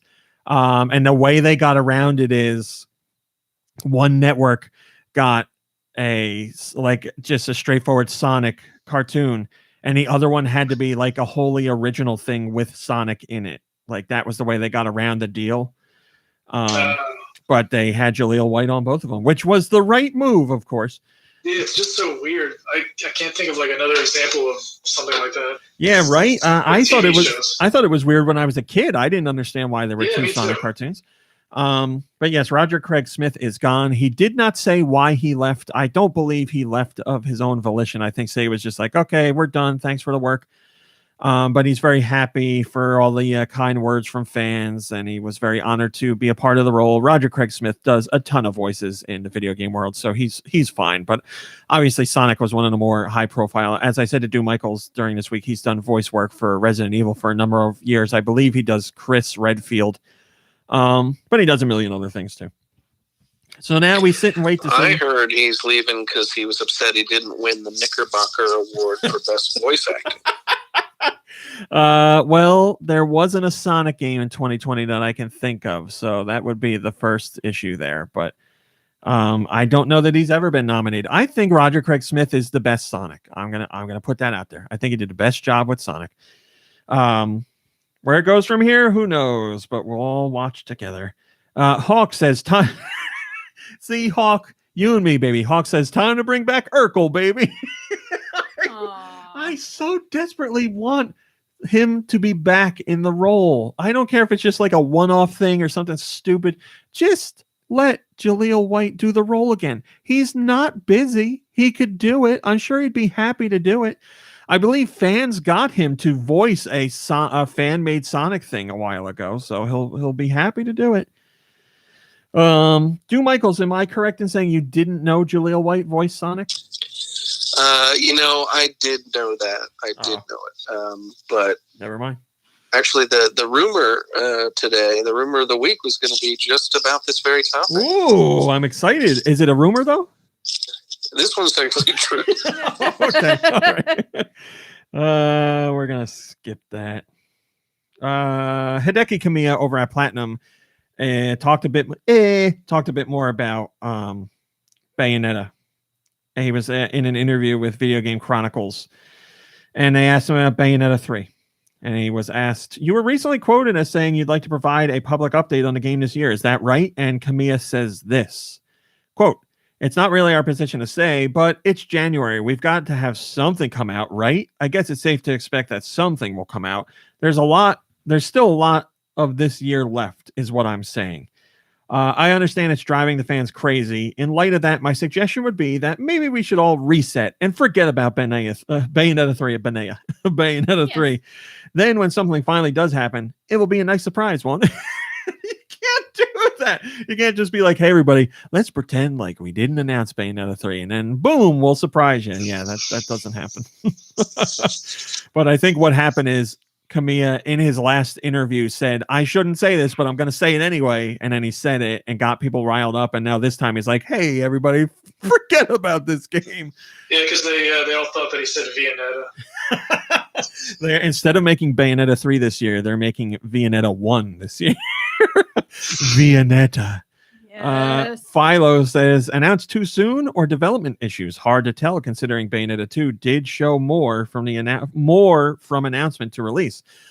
Makes me wonder if the idea is to announce it close to its release date. Perhaps a full showcase, considering the IP hasn't been as commercially successful as more recent Platinum games. The combination of the Switch with the Bayonetta franchise, I am confident it will help the game. I am confident it will make Bayonetta 3 the best-selling Bayonetta game. Mark my words right there.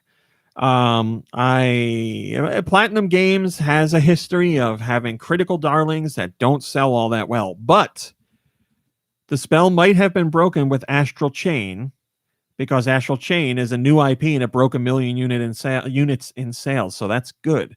And Bayonetta 3 is obviously a name people know, and Bayonetta's been in Smash Brothers to raise awareness. So Bayonetta 3, when it comes out, mixed with the popularity of the Switch and the, as of right now, 70+ million install base, I think there's a chance. Plus, all of the kids who were younger when Bayonetta was out originally, now they're a little bit older, and they can appreciate a beautiful woman. They can appreciate an outfit made out of hair. Yeah. That's Bayonetta's thing. Her outfit Like is Lady her hair. Godiva. Her whole. Yeah, Vanetta's outfit is made of cheese. That's right. Get it? It makes perfect sense, Mom. Brain. She turns the cheese Bayonetta into hair monsters outfit. Bayonetta cheese outfit. And then finally, our last top story today. The one and only Reggie Fils-Aimé talked a bit about his time at Nintendo when the Wii U was a thing and then the Switch was a thing. And obviously the Wii U didn't do too hot, but the Switch did pretty damn good. And Reggie talked about how important that was. He says, quote, Nintendo has done so many innovations in the space. I think what Nintendo did with the Switch after the poor performance of the Wii U, I think to me that was part of, that's my lasting memory. People forget when the Wii U launched, the performance over that life cycle was so poor. Oh, Reggie, I don't think people forget that. I mean, it was the worst selling platform. I think maybe Virtual Boy was a little bit worse. Reggie, come on. Reggie, you worked for Nintendo. Virtual Boy did a lot worse. Virtual Boy was in and out within a year. Reggie, what do you know about Nintendo, man? You're making me worried here. I firmly believe that the people just weren't ready for Virtual Boy. Their eyes weren't ready, that's for sure. I don't know what happened with the Virtual Boy. I understand it was. I think it was the way you had to use it, like having to set it up on a table, and sit there and play it. Like you were very. The technology was not there for Virtual Boy. I mean, like the 3D aspect worked, but it was not comfortable to look at in red and black. But for it to work, you couldn't wear the visor; it was too big. Like, I mean, there's plenty of people who wear it. You can make mods to wear it. It's not comfortable, but yeah, you see the size of their necks. And it's also corded, right? They got horse necks now. Of the old warehouse, yes, and having the Virtual Boy resting on my head, like we'd be like looking at the ceiling with the Virtual Boy balanced on our eyes. Yep. The best part was like a dark corner for us to just like readjust, and a courtesy cloth to protect your nose. From I remember that. The courtesy cloth. The best part was having people do that and then come out of the experience and taking the visor off and seeing their eyes that were like bloodshot and watery. It was not their best system. It had a lot of issues with it, how you played and the comfort and all that. But the technology as far as 3D worked. And the games that weren't like Wario Land Virtual Boy is a great game. So it didn't do anywhere near as well as Nintendo expected. I don't think the market was really all that big for it. And to jump in on it and say, like, this is our next portable, I think that was a misstep for Nintendo. But yes, I also think I think it could have done better. I just wish more people gave it a shot. But it should have been like, the GBA And then the Virtual Boy also, like, as a supplementary, their third pillar, as Nintendo said for a while. That would have been cool. But I think the Virtual Boy got 13 titles released in North America altogether, like 11 or 13. The Wii U had way more than that. So Reggie I don't get this statement at all. The Wii U did leagues better than the Virtual Boy. Yes, Nikki Hill. I just want to also give props to Nintendo for then later coming out with a 3D system that you don't need any other add-ons or peripherals. You just need your eyes. As long as you had the capability of seeing, out of both eyes. Yeah. I greatly respect Nintendo's dedication to 3D and their willingness to again go all in on 3D with the 3DS. Obviously, that was closer to traditional portable, and you didn't need a special setup for it and all that. But still, they thought 3D was a thing, and the 3DS did well for them. Not amazingly well like the DS, but it's 70 million units, 78 million units, something like that. Anyway, continuing, Reggie says, and when your only business is video games, that next had to be successful, and the Switch continues to be a dynamic platform selling exceptionally well. And the ability for the company to come up with the concept, to bring it to life, to bring it to the marketplace, to have not only great first-party content, but great third-party and independent developer content, that is going to be something I will always be proud of. Along with so many of the other things I was part of, the Switch really was a make or break, along with so many of the other things I was part of, but the Switch really was a make or break product for the company, and luckily it was a hit. Again, Reggie's comments here don't really... Why would you say that? Thank you, Josh. Reggie's comments don't really align with all the facts here, because the 3DS was selling during this time, and that sold well for Nintendo. The Wii U not being a hit certainly hurt Nintendo. But as we've said millions of times before, Nintendo's war chest is humongous. And the Wii U hurt, obviously, but they had so much money already that they were good to move on to the Switch. Obviously, you don't want a failure as a company. You don't want a system that doesn't sell well. But Nintendo was okay. I think Reggie is playing it up as more of a dire situation than it was. It was a bad situation by any stretch of the imagination. But it wasn't like if the Switch wasn't a success, Nintendo would have faltered. They would have been in a much worse position because you don't want to dig into your war chest, but Nintendo wouldn't just disappear. So if Nintendo didn't have the 3DS during the Wii U and the Switch wasn't a hit, then you would be talking about maybe Nintendo would be in some serious trouble. But knowing Nintendo, I think Nintendo would shudder before they would allow themselves to be sold to a third party. I mean, just recently we talked about how Nintendo laughed Microsoft out of the office years ago when Microsoft was like, hey, come be a third party or come be a second party for us. Nintendo didn't want any part of that because, as we've said, any good Nintendo fan knows Nintendo always says the marriage of their hardware and their software is what makes their games so special. So it's a beautiful thing. Even after all these years. What do you think, Josh? That's none of your business. Josh, I try. That's it. That's our top stories. I just wanted to also go off of that Virtual Boy thing. Dude, I don't know if you heard this as a rumor, but since I'm like really into like the whole Universal Studios thing and like Super Nintendo world, and I saw like a leaked photo that the goggles that you wear on the Super Mario Kart ride are Virtual Boy goggles. So like the entire ride you're just seeing in shades of red, and you get off and your eyes bleed and they give you a towel. I don't think that's true. Well, I'll send you the photo.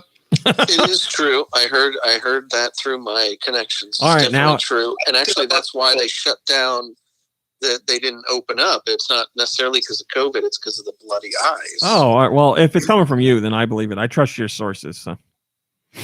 As you should. Kirby, what have you been playing?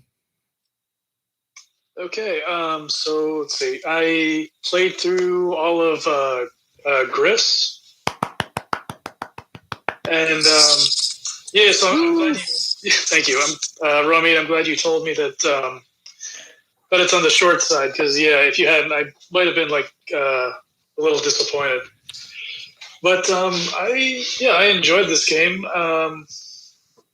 It's very like leisurely. It's yes.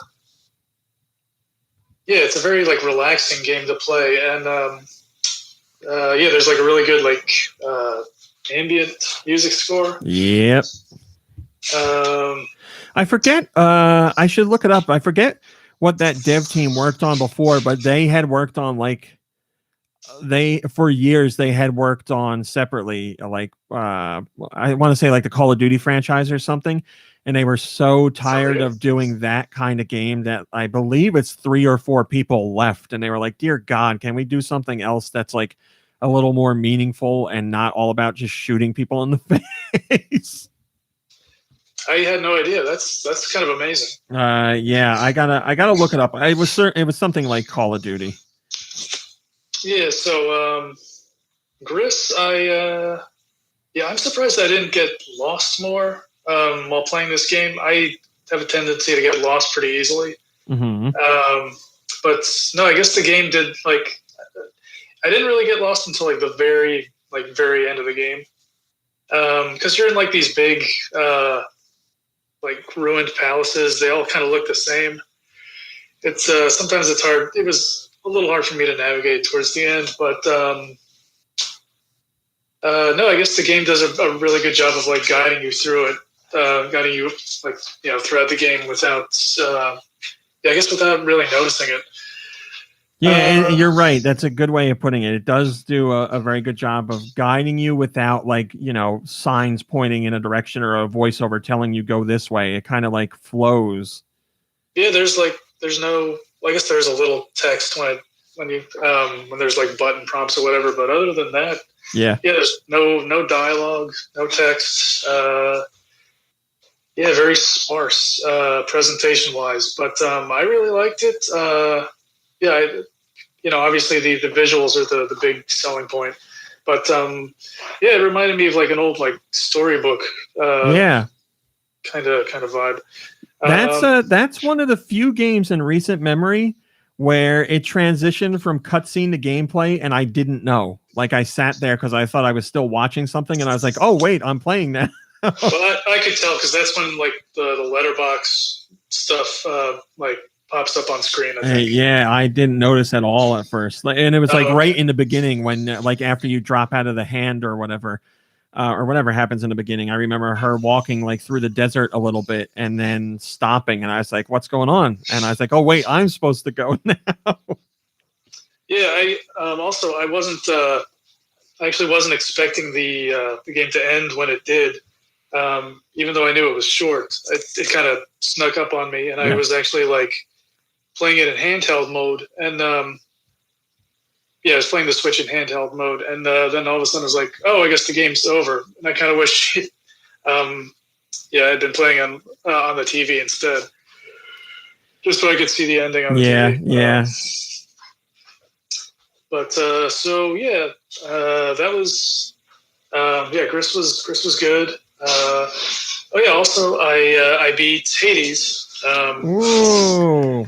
Yeah, sorry to keep bringing up Hades, but no, it doesn't bother me at all. I really want to play it.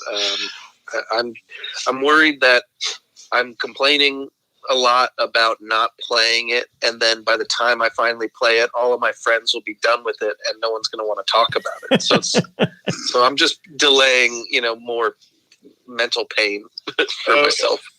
Well, I hope I haven't overhyped the game too much, but so I beat it, I guess like a day or two after last week's show.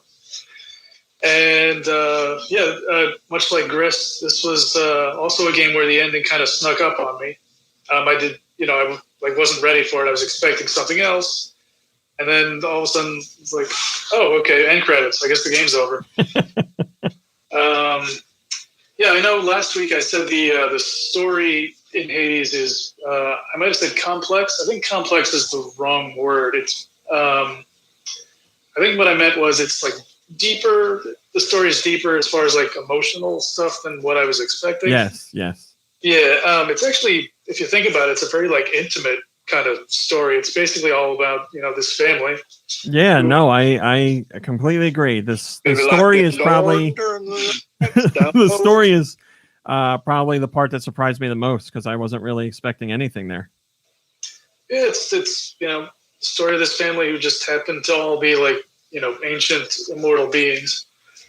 But it's still pretty relatable despite that. And yeah, it's killing me that I've been talking about this game for the past 2 or 3 weeks, and I wish I could get into more detail about it. But soon we gotta let it go for a little bit. But once Dew gets into it, I'm sure it'll be time to talk about it. Yeah, I'm hoping Vitamin G beats it too. He was close. He was talking about it this week when we were playing Fortnite. He's definitely close. He I can't remember if he got to the end yet or not, but he was definitely close. Okay. All right. I want to ask you for more. Yeah, don't ask me. Never mind. Is that it? One more thing. This week I started playing a game on my phone called Grindstone. Oh, I've been playing Grindstone. Yeah, you might have actually showed me. You might have shown me like a trailer or something for it. Mm-hmm. It was or if not, it was like a very similar type of game where it's like a puzzle action game. Sorry, what were you gonna say? No. I've been playing. It came out on Switch, and I jumped over to the mobile version to play it. And I haven't talked about it, but go ahead. Yeah, you might have shown me like a trailer for the Switch version. Yeah. But this was a game I definitely heard about from multiple sources. Comparing it to like Puzzle Quest. Mm-hmm. And I was kind of interested to play it, and I was actually surprised. I was expecting like more of like a casual type of match 3 type of puzzle experience, but the difficulty in this game ramps up pretty like quickly. yeah. There's definitely more to it than a match 3. Yeah, and sorry. Yeah, and it took me a while to get the hang of it. I don't know. I don't think the tutorial like gives you enough information. There's a little bit of trial by fire there. Yeah. Yeah, like or maybe I just wasn't paying attention. They don't really tell you like which items you can use to like make your chains longer. Because it doesn't really make sense to me. Like some things do, some things don't. Like a skeleton does. But I'm trying to remember. I did have a couple hiccups along the way, but I'm trying to remember what it told me and what I had to figure out on my own. Yeah, but anyway, after a while, I started getting more comfortable with it and having a lot more fun. Mm-hmm. But also, the one thing that made it a lot more fun for me was like learning that there's an option to like turn on gore effects, and apparently it's turned off by default. Oh, I didn't know that. Yeah, I'm not sure why that is. I mean, I guess they want this game to appeal to a big audience. That reminds me of something else in the game that made me like kind of uncomfortable. So this game is like you're a Viking or something who is climbing up a big mountain, mining for gemstones and killing monsters, and there's lots of like different types of monsters, but there's this one type of monster called a slob, and they're like these like they look like little frogs basically wearing clothes, and they're very like pathetic, like looking creatures, and they're like wearing crowns, and you're supposed to like basically get the crowns from them, and so like after you're finished with a stage, you're like counting up all your loot, but then like the slob comes up on screen, and you need to like punch him like multiple times until he explodes into like a puddle of blood, and then you like take his crown from him. Luckily, and it made me feel so bad. I've only done it a couple of times. Luckily, there's an option to skip it. I've done that. I haven't felt bad about it. But they just like they're so like I said, they're so pathetic looking. Like, just like take the crown and like let him go or something. Let him go, you monster. Oh man. Yeah, actually, the music in that game is pretty good too. Now that I think about it. Yeah, it's got a cool soundtrack. Yeah. It's on Switch and it's part of Apple Arcade as well. So if you have an Apple Arcade subscription, you can play it there. Yeah, that's how I ended up getting it. Yeah, Apple Arcade. I think I might hang on to my membership. Yeah, it's good. I pop in there every week and see what's up, and I'll get the push notifications about new stuff that's added. There's always something worth checking out in there. Yeah, because I basically signed up for a free trial, but yeah, it's I've enjoyed the games I've gotten through there so far. Yeah, Apple does a good job of curating what goes in there. They're very selective about it. Yeah, I think that's all I played. All right, Nikki Hill. Hi, how are you? How's it going? All right, how are you? Good. Oh, did you want to know what I played? I did, Nikki Hill. Yeah, please. I experienced If Found, Mm-hmm. done by Annapurna, or at least distributed by. But I don't think I was really fully aware that it was just a digital novel. So it threw me off a little bit. When it comes to reading, I don't always fully absorb. Well, when it comes to just life in general, I don't fully absorb it. So I feel like I probably missed a lot, but it is. I'm also kind of still going through it, like mentally afterwards. Like it's a pretty emotional story, I guess, but it's interesting, and the way that they presented it is really cool. So I had to play it handheld because I guess it was a touch screen, like an iPhone game or like a cell phone game originally.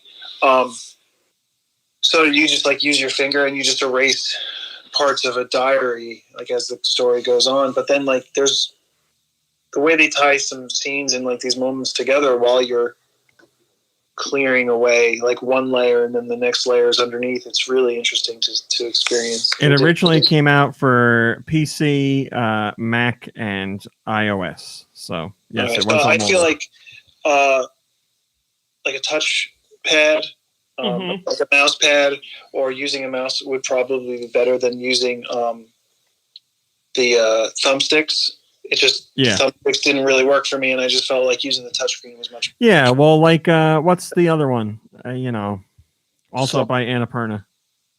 Florence. Yes, I played that handheld because I felt that would be the best way to play it.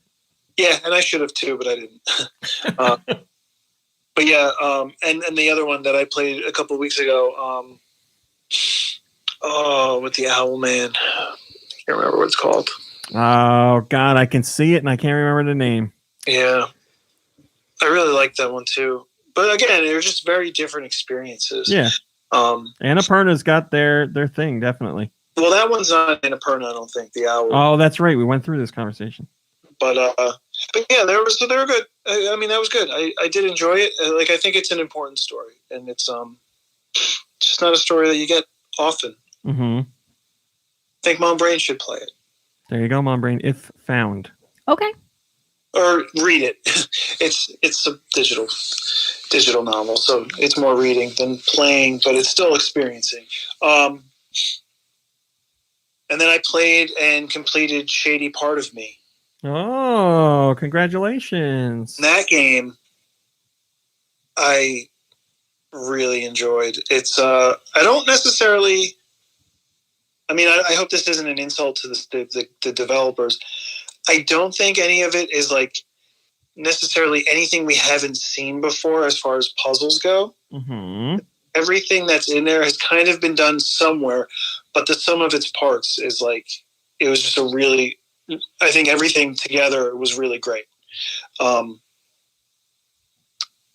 The animation of the sometimes both characters, more so I feel like the Shadow character, reminded me a lot of the way the characters move in the remake of A Boy and His Blob. you know how it's almost like a hand drawn or like there's like a very fluid motion to it. Yeah. Where it looks like you're not playing a game. It looks like you're controlling an animation. Does that make sense? Yeah. It's just really beautifully. It's like really beautiful and like I want maybe elegant. I don't know. The music I really liked. The puzzles and like just the concept. I text message you the way that like while you're moving, the camera moves. So now you're kind of moving in this 3D space. And the way that like the space evolves and everything, and just some of the puzzles were really creative. It's something I've been kind of like longing for, wanting to experience. You know, like it's very different from Lost in Shadow, but I really enjoyed it. Back when Konami actually did games. And then I don't know. I did look it up afterwards, and I guess some people are upset about the way it ends. And I guess it was a bit abrupt. Like there was like this strange build up and then like the game kind of changes. Well, every level, the game, like it you know, it adds a different element. So by the end, it's very different. But yeah, no, I really don't have many qualms with it. I really enjoyed it. So that was that. So I played a digital novel and then a like real platforming game. Man. And then I also played Solitaire. There we go. Hey! How did Solitaire go? I don't want to let you all down. So that was it. Thanks. Mom Brain, what'd you play? Nothing. Thanks, How about Mom you, Brain. Rami? Me? I feel rude going next. I want to go to Dude. Thank you for asking though. Dude, what have you been playing? Ooh, played a little bit of Fortnite. I managed to. I had a big Fortnite week. I got the Gangnam Style emote. Hey.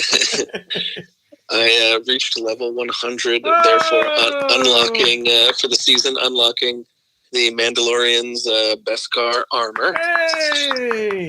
And instead of, using the Mandalorian, I'm going to be an ice cream man. Yeah, it's like, oh, great. I unlocked the Mandalorian and all his special armor. Right now, it's time to go back to Lil Whip. Yeah, we had a very brief conversation in Fortnite. Not even a conversation. It was more like a comment someone made. Because we had one of our friends' brothers play with us for the first time. And we were talking about skins or something. And he was just like, I guess somebody said that we change skins a lot. But I wanted to make the point that I don't ever change my skin. I mean, I've only changed it 3 times. I went from the Mullet Marauder to the Luchador to Polar Bear, and I think I'm staying Polar Bear. You were Domino in there as well. Oh, Domino! I forgot about Domino. Yes, I really did like Domino. Yeah, I really have no reason to change. Well, when you have the Sock Monkey skin, you're right. There's no reason to change. Yeah, I think it was meant to be. I do too. Lil Whip is really what drew Do into the game. Lil Whip is why I played the game, to be honest with you. Wow. That and the feeling jaunty. Oh yeah. Those have really pulled me through. But I think RMC, you've really come into your own as the polar bear. I mean, that's just it's the greatest thing ever. It's the one that feels the most right. Yes, I really am attached to the polar bear. So yeah, it was a good week in Fortnite. I also played some more Mancala and 50 other games in Clubhouse games. Yeah, just for fun. It's just like I don't know why I feel like I have to explain it. It's the same reason Nikki Hill plays solitaire games. It's just great to just pass the time. So it's Mancala with 50 other games. I gotta look that up. Imagine 100 games altogether. Whoa. What's funny is that there's 51 games in that game, and I'm on game number 1. So imagine how much time I'm going to get out of the rest of the game. Ludo is pretty good, and I like Yacht Dice. Nope, I got to go in order. Okay, so I kept playing Metal Gear Solid 5, The Phantom Pain this week. I still have this stealth bug that I wanted to try to scratch, or the stealth itch that I wanted to scratch, and it's scratching it real good. But the problem is, it feels so good that I can't stop playing it. So, so that's an itch that's getting scratched nicely. I've been thinking about the new Hitman just because it's kind of in that vein, of being sneaky and all that stuff. And I do like the Hitman games, so we'll see. More to come. I'd probably have more fun playing Hades, so that might be this week's project. But and last but not least, I was looking through my PlayStation Network games that I have, because I just download them when they're free and I don't ever play them most of the time. And I saw this one called Deadlight, and I was like, what's Deadlight? And I looked at it and I was like, this looks kind of cool. It's like a side-scrolling zombie game, a la like Shadow Complex or Metroid Other M or something. And I was like, why haven't I played this? It's just been sitting there. So I downloaded it and I started playing it. It's on PlayStation 4. It's the Deadlight Director's Cut. And I like it a lot. It's got really cool graphics. I love the atmosphere of the game is really, really awesome. And I love the side-scrolling, unique gameplay elements, like where you can see things in the background coming at you, but you're just going left to right. I like that a lot. It challenge without being too frustrating, and like challenges that once you overcome them, you feel pretty satisfied. So I'm really enjoying that game a lot. I'd say my biggest gripe with it would be the voice actor. Funnily enough, it was a different time. Well, it was a different time because apparently it's an old game. It's like, I don't know, 7 years old or something like that, maybe 6 years old. I think it's older than that. Really? I think so. Well, it really holds up. I mean, it looks good. Like I can tell that the graphics could be better, but like it still looks great, and the design of it is great. But I just keep getting this feeling that the writing's not great, but I feel like if they had a better voice actor, it would come off a lot better. That can help. It's super, super cheesy the way that the guy reads it, and the shame is the guy who's doing the part.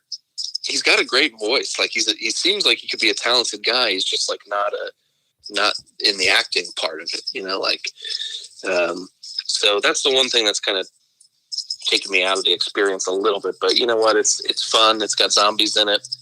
I can't complain. So that's about it.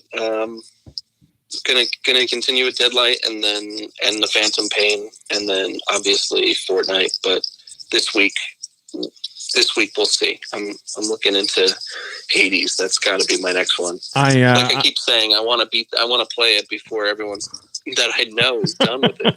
I looked up Deadlight, and it came out in 2012. Wow, so it's a while. That's pretty incredible. Thanks, dude. This is the director's cut for PS4, so I don't know if they upgraded anything. Yeah, I don't know. I'm sure visually different. I don't know about gameplay or anything. All right, thank you, Do. What did I play? I played Fortnite, as Do said, and since Do didn't tell it, I am definitely going to tell it. We played a lot this week, but Do and I played one solo game last week, and we started off in, God damn it, Do, what's the name of it? The real name. Your favorite place. Right. Well, I don't remember playing a solo game with you. Oh, I mean, a duo, sorry. Okay. The duos, and then where were we? What story are you talking about? What's your favorite place? Oh, George Strong. Yeah. So what's it called? Stealthy Stronghold? Stealthy Stronghold, yeah. That's where the Predator lives, and we killed the Predator, and Do was like, do you want the cloaking device? And I said, no, you take it. The thing that makes the Predator go invisible. So Do took it, and we were playing, and we're out like on the other end of the map, and I get killed by a guy who's dressed as the Predator. And Do Michaels did the most amazing thing I have ever seen. He knew I was dead, and he was going to try and get my reboot card and bring me back. So he's sneaking around on the roof of a building, and he sees the guy, again, that's dressed as the Predator that killed me, on the roof of the building, turns on his cloaking device, goes invisible, lands right behind the guy who has no idea he's there, and annihilates him. It was amazing. It was as much Predator as you could get. He out-predatored the Predator. It felt really good. Unbelievable. It was unbelievable just to hear, just to see Lil Whip use the cloaking device, and then it goes, wow, and he turns invisible, and you hear all the Predator noises, and that guy had no idea he was behind him. It was great because he was kind of guarding your card. He was like waiting for me to come grab it. And while he was like healing, I jumped down, grabbed the card right behind him, and then just lit him up. It was just a beautiful thing. And the guy had no idea what was going on. He couldn't even fire. He barely turned around and he was dead. It was amazing. Unbelievable. And I was so happy that I decided to skip over that cloaking device so you could use it, because holy crap, it was well worth it. One of my favorite moments I've ever seen in Fortnite. That was unbelievable. So yes, we played lots of Fortnite as usual. But that's great, Lankrin. The chat's getting Predator gifts in it now. So I played that, and I played Cyber Shadow, and obviously you can see how I felt about that in the video review, but I've gushed a lot about Cyber Shadow. It is it's so good. It's even better than I thought it was going to be. And I have been quite surprised at the reviews for Cyber Shadow, because it got really good reviews, but it seems that people, when they knock the game's story. And I really enjoyed the story. And I think what the problem is, you have to work to find out the deep lore behind the story, because there's a lot of things that are hidden. And the more hidden stuff you find, you get extra story tidbits. And I thought the story was really good. And I'm like, am I losing my mind here? Why are all these other critics saying the story is bad? What the hell's going on? I was like, I bet they just rushed through the game and didn't bother to find the other story stuff. There's hidden rooms and hidden computer terminals all over the place.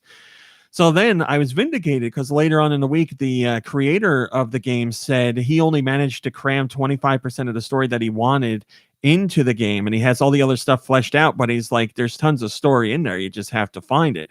Because there's cutscenes that everybody will get, and there's computer terminals everybody will pass by, but they might not read them. And then all the other hidden stuff, there's so much I want to talk about, but I can't because it's spoilers. I thought the story was a great, it's a very cyberpunkish story and stuff that fits in with cyberpunk, at least what I think of. So it's lots of what is conscious, and what is a soul, and what is real, and what is fake, and what is a man? What is a man? What's the mean? What does life mean? What does it mean to be alive? Well, we know what a man is, obviously. A miserable pile of secrets. Exactly.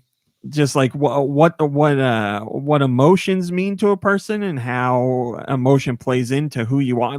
All kinds of really great stuff I thought were explored and open-ended, and stuff that made me really ponder the story after I finished the game too.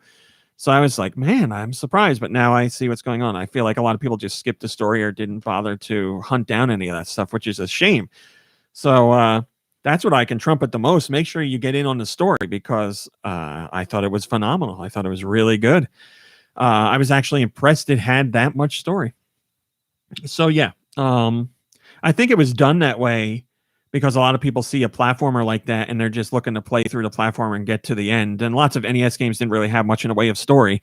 And that's, kind of what this is, unless you're looking for it. So if you want to hunt down the extra stuff, it's there. And I think that makes the game a bazillion times better. But I love the game in general. Check out the video review. We have an interview with the developer coming up later this week. So look forward to that. But the only other thing I played was Balan Wonderworld. I played the demo for Balan Wonderworld. Why is everyone talking about Balan Wonderworld? Well, it is the next game from legendary Yuji Naka, the man who is most well known for Sonic the Hedgehog and the Knights franchise. He is back. He's teamed with Square Enix, and he's making a new 3D platformer called it's funny, Ross, called Balan Wonderworld. And Game of the year. it is whew. You can watch my video on it. What's that, Nikki Hill? Is it, do you think, Yuji Naka's last game? If it You is, said, right? Like that they said, this is your last chance. this is your he's got, I don't think Square Enix will be working with him again. I can't imagine this game selling well, but I've been trying to paint the picture of this game, and again, Coleman and I were talking about it. It feels unfinished. It feels broken. It feels weird. It feels uncomfortable. It feels like an early 2000s movie game, and that should only bring negative thoughts to your mind. It's like a platformer by a man who's never played a platformer. And we're talking about Yuji Naka, the man who made Sonic the Hedgehog, or was a big part of Sonic the Hedgehog. I don't even know how to describe it. It's so wonky. The running, the movement is so sluggish, and the character designs are strange. And the first level is filled with characters that just stand around and dance, and when you walk up to them, they fade out. But the dancing feels like a canned animation you'd find in like a mobile game, like somebody just downloaded a mobile kit for like an asset flip mobile game. It sounds like this game would make me nauseous. They have the alien and like that baby from Ally McBeal. yes, that's what it's like. Yes. What's that? Hello? Me? Yeah. It's just like that graphic was sent in like as attachments in emails, stuff like that. That is exactly what it's like. It's like the dancing baby, except it's these weird characters. And the backgrounds, it's supposed to evoke some sort of like stage play setting or feeling. So as you walk into the screen, the backgrounds like morph and grow as if like a set's being built, which sounds like a cool idea, but the way it's used is it looks really strange. And I thought I was having an aneurysm while I was playing it. It looked really weird. It's just so basic, and it doesn't feel good at all. I don't get it.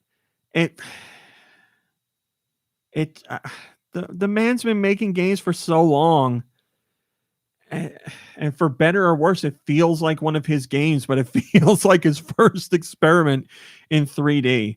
It is not good. I'm so flabbergasted by it. Check out the video I did to see footage of the game and more of my thoughts on it. But again, this is just a demo. Maybe miraculously by launch in March, something will change. I doubt it, but holy crap, this game is... If you were worried about it, you should certainly be worried about it. I'm sure Colma could give you a whole dissertation on the game. The game. It's not good.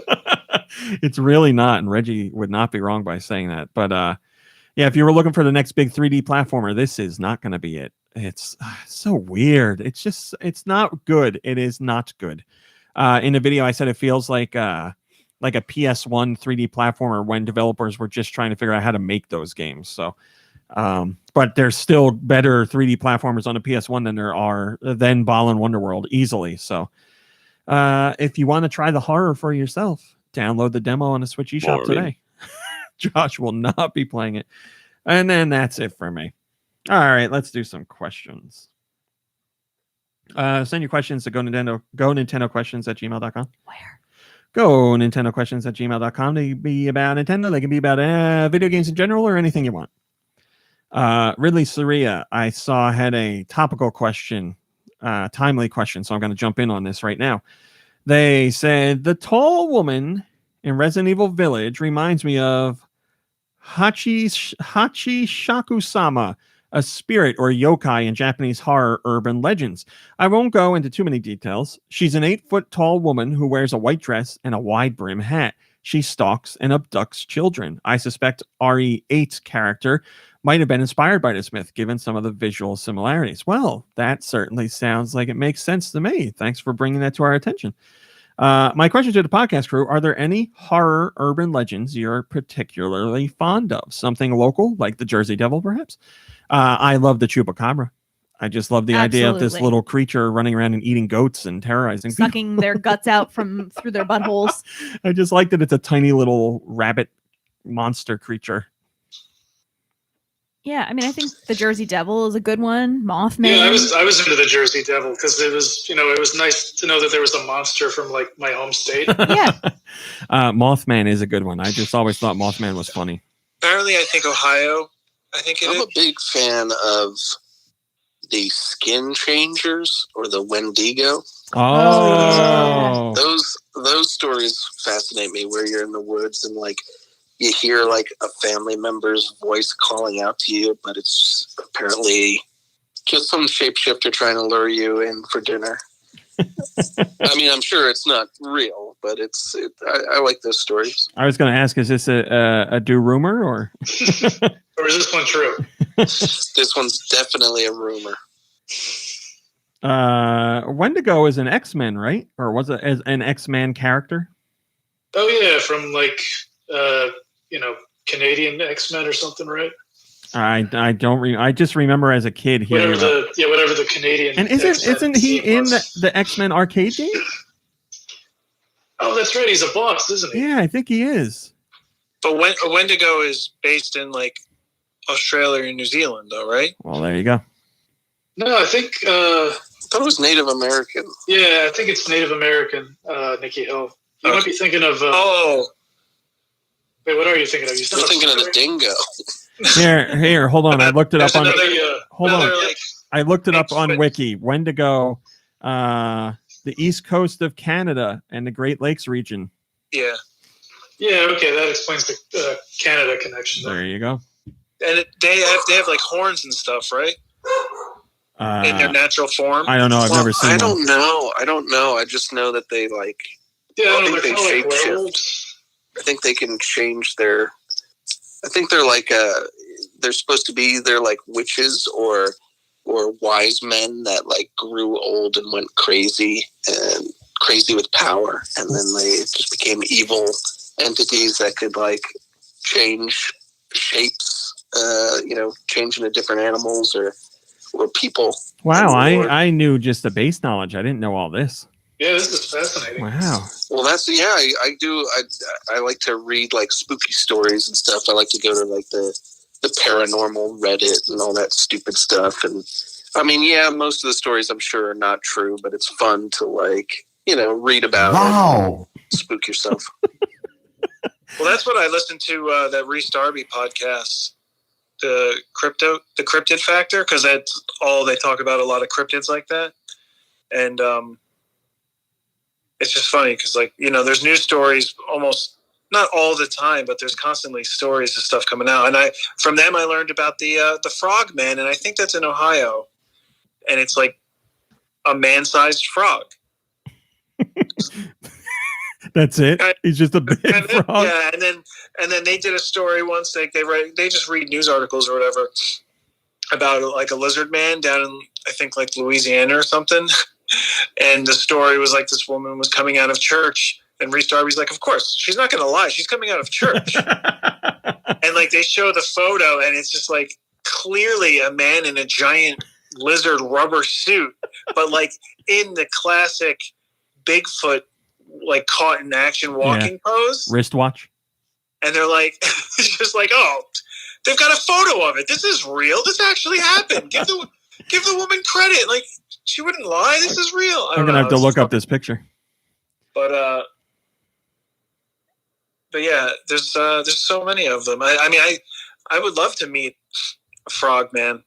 Yes, Mom Brain. Well, I mean, I'm not sure if people are familiar, like outside of our area, but there is an entire magazine dedicated to urban legends in New Jersey. It's called Weird New Jersey, and Weird New Jersey. Yeah, like I love Weird New Jersey. Yeah, me too. And there's just like a ton of like creepy. I mean, let's not forget the Pine Barrens. Like there's all kinds of weird Yeah, if you want to shuffle know about the going on. weirdness in New Jersey, get an issue of Oh Weird New Jersey. yeah, my mom's the neighborhood where my mom grew up was actually featured in Weird New Jersey.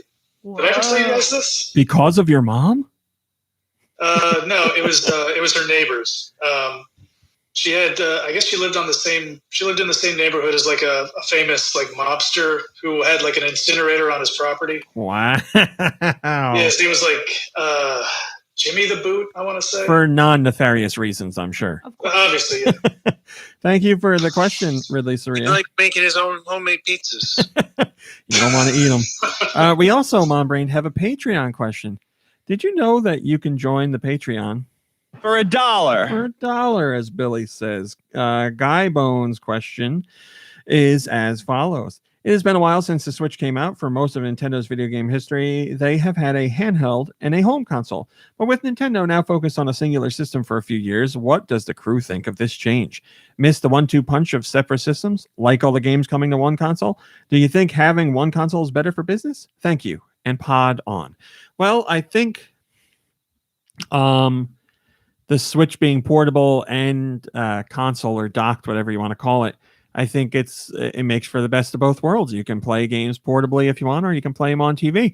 If they had like just a console and no handheld, I would be sad. I'd be missing the handheld side of things, and vice versa as well. But yeah, since it's all in one, I'm not really feeling that, and that just means everything that's in the works by Nintendo is coming to this one system. Can you hold that thought, please? Sure. Because in the Discord, After Noobs posted a picture of a New Jersey license plate. They're on the West Coast. And After Noob said, right after we said New Jersey, she snapped this photo. Whoa. What the hell? Spies, That's Jersey crazy. spies everywhere. That's weird. Weird New Jersey. We are everywhere. So yeah, I'm not feeling it right now just because we get both in one anyway. So it's fine. You can pretend the game is portable, or you can pretend it's console only if you want, but it's either. How do you guys feel? Yeah, I think what you said makes sense. Kirby, I know you're usually you're a somewhat big portable guy. I know you've had portables in the past. I'm sorry, what were you saying? I was just saying, I know you have portables in the past, but the Switch is portable. Yeah, portables, I guess, were like basically my introduction to playing games. Mhm. But yeah, I do like the fact that that there's two ways to play, and they both work really well.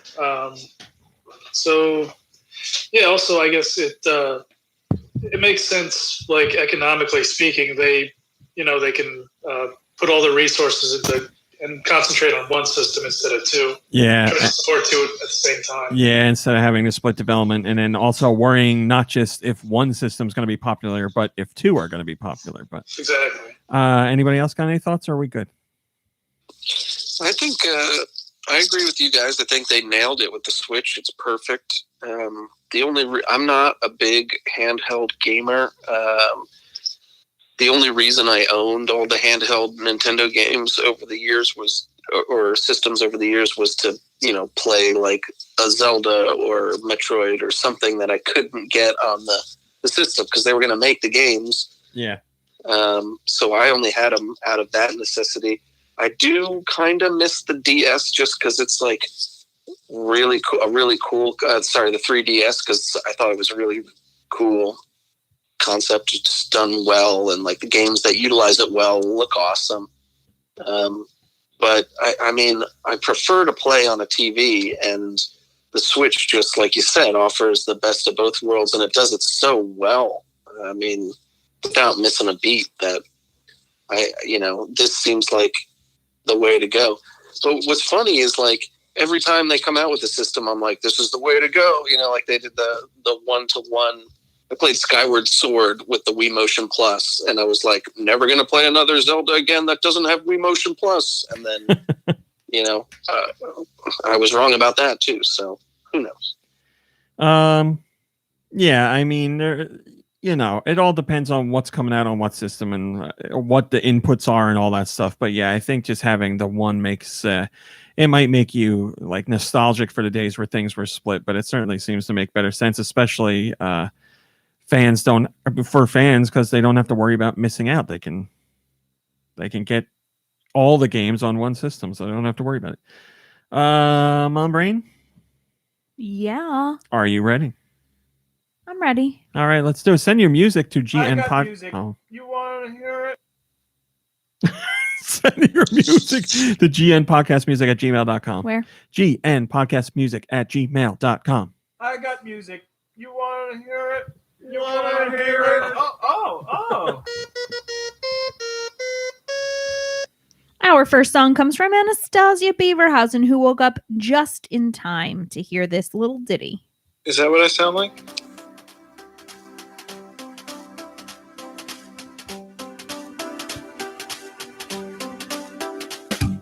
Ooh. Sounds like a bootleg Heathcliff song. No. Rats? No. I think it's Terrorized. I think. I could be wrong. I can hear it now. It's so good. Just realized I'm in the chat. I have to leave. It's a portable. Yeah. Is it licensed? Yes. Is it GBA? Yes. All right. We got something to work with here. Cartoon. Jurassic Park. Animated, yeah. Rats. SpongeBob. No. Spice Girls. Barbie. No. Rugrats. Still around? Yeah. Rocko's Modern Life. No. Not like a whole lot of new, but still around. How about some educational game? No. Still around, but not a whole lot. Like, we haven't seen anything new in a Transformers. while. It's still popular culture. No. G.I. Joe. No. Doesn't sound like G.I. Joe. Maybe like a jungle safari or something. I feel that vibe. Bubsy. No. Jungle Book. I'm sorry. Jungle Book or The Lion King? No. And no. All right, we don't know. Shrek 2. So that was from Anastasia Beaverhausen, and it was Shrek 2 on the Game Boy Advance. The next song came from Autumnal Blake. Game we all had.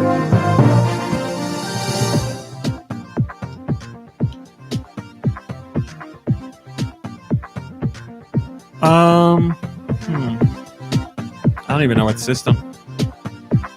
I think 3DS, but let me double check. Is it first party? Yeah, I think so. Yeah, it's got that vibe. Yeah, 3DS. 3DS first party. It's not Pilot Wings. No. All right, let me get Pokemon out of the way. Nope. Okay, good. Okay, not Zelda. Nope. Not Metroid. Nope. Is it a Mario? Nope. Oh, dear.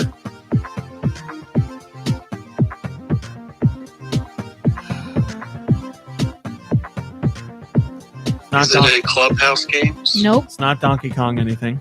Nope. How about a brain training? Nope. Oh, you said 3. Yeah, that's it. Okay. Personal trainer game? Nope. 3DS. Damn it, that's tough. Franchise? No. No. I don't think so. What was that game where you shot people's faces on floating orbs? This is not it. Yeah. How about Me Quest or whatever No. it's called? Me RPG, whatever that was called.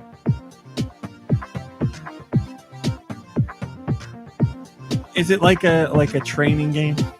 No. Nintendogs and Cats. Chibi Robo. No. That's a little. Is it Star Fox? No. That's a little like space. Yeah, that. Oh, you said it's not a franchise. All right, I don't know. Tomodachi Life. Oh, damn it. I was close. Yeah, that came from Autumnal Blake, and it was Tomodachi Life on the 3DS. That's a big hit, too. This one's from Gecko Kitsune.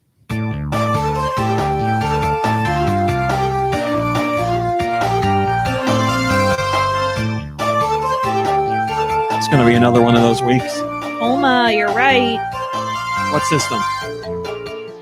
I know this. Wii. I know this. Yeah, I'm sure you do. It's not first party. No. Why?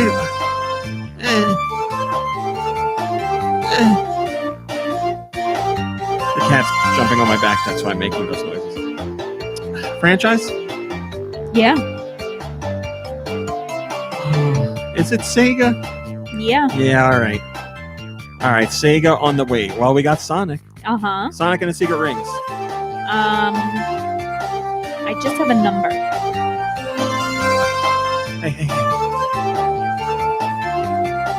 Oh, it's Sonic 4, isn't it? Yeah, it is. That Sonic 4. piece of garbage. That was from Gecko Kitsune, and it was Sonic 4 on the Wii. The game before Sega finally realized they didn't know how to make classic Sonic anymore. Here's a jam from Glitter Bubble 3.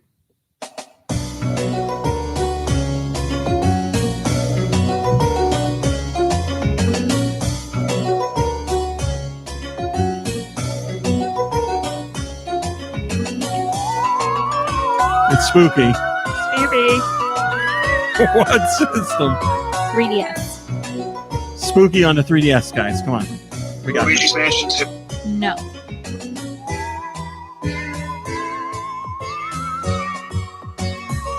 Franchise? Yeah, I don't think it's first party. it is. What? What is this? Pokemon. No. Link Between Worlds. No. It's first party. Why are you smiling? Super Mario 3D World. Land? It is Mario. Okay. Mario Party. Uh-huh. Whatever. Mario Party DS. 3DS. Mario Party. Jesus Christ. Nope. Star Tour. I'll give it to you. Star Rush. Star Rush. So that is Mario Party Star Rush on the 3DS from Glitter Bubble 3. This is from Jess I. I hear very faint birds. As loud as it gets. Why do I know this? Home Improvement. Pee-wee's Playhouse. No. This is Super Nintendo or N64? Super Nintendo? Super Nintendo. It's got drum and bass. It's Super Nintendo. It's got to be. Is it licensed? It's licensed. Yeah. I know this. Oh, this is Flintstones, isn't it? It is Flintstones. This is that composer I like. Can you skip ahead a little bit? I want to see if it gets good. The Flintstones has a good soundtrack, but keep going more. It's got to be like a title screen or something. I mean, it's... Select your character. Yeah, right. Yeah, that's it. You know how popular the Flintstones were back in the late 90s. Well, Everybody the was all live about action them. movie came out. Oh, you're right. Yeah. You're right. I mean, I saw it in the theater. Rick Moranis. That's the only time Rick Moranis should get top billing over John Goodman. Kyle MacLachlan's in it. Yeah, I was just going to say that. This one, so that was from Jess I, and it was the Flintstones on the Super Nintendo. This one comes from Jet Jaguar. That's Focus All Tax. That's the same guy who did the Waterworld soundtrack on Super Nintendo. This is a Kirby. Mm. Now, which one is it? It's on Game Boy? Yeah. It's Dreamland or Dreamland? No, it's Dreamland 2. It is Dreamland 2. You are correct. That was from Jet Jaguar. It's Kirby's Dreamland 2 on the Game Boy. Moving right along, our next selection comes to us from Mikey3319. Oh, I know this too.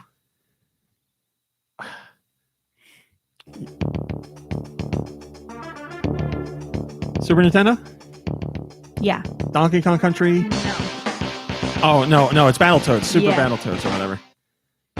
Battle Maniacs. Battletoads and Battle Maniacs, yes.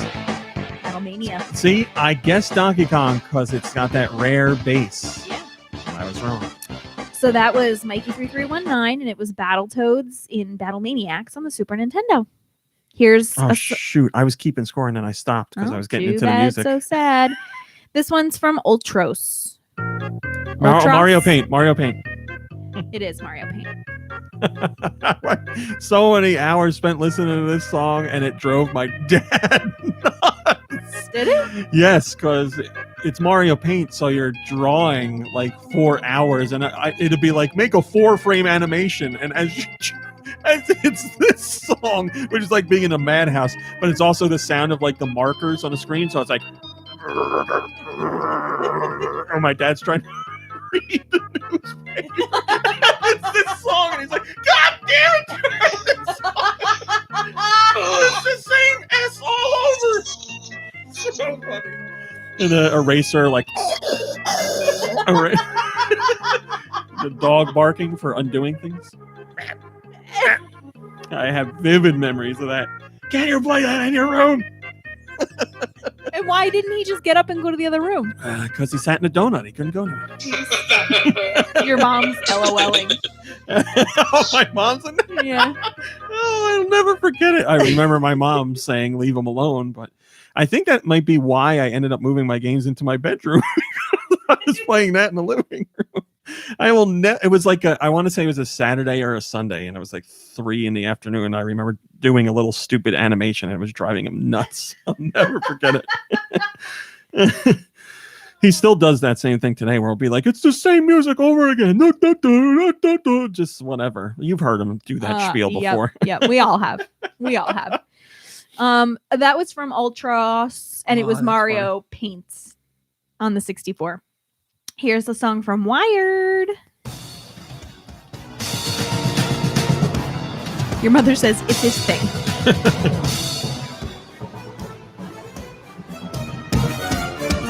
Loud as it gets.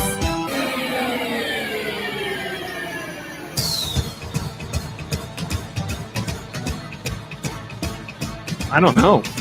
I don't even know what system. Switch. I was gonna say it's familiar until you said Switch. Switch. First party? No. No, I don't think so.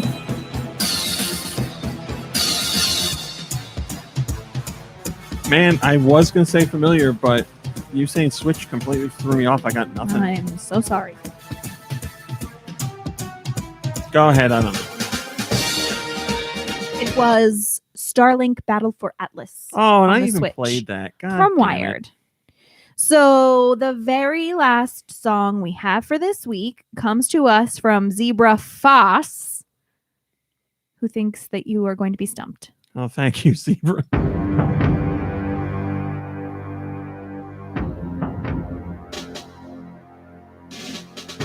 Those drums are very N64.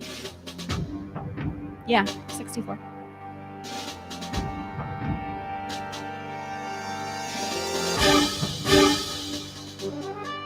Oh, God. Those MIDI horns. N64 out the ass. DAWs. No. Mace, the Dark Ages. No. War Gods? No. Mortal Kombat? No. Oh, my God. Did he do it? Is it Winback? No. Oh, you guessed it at the same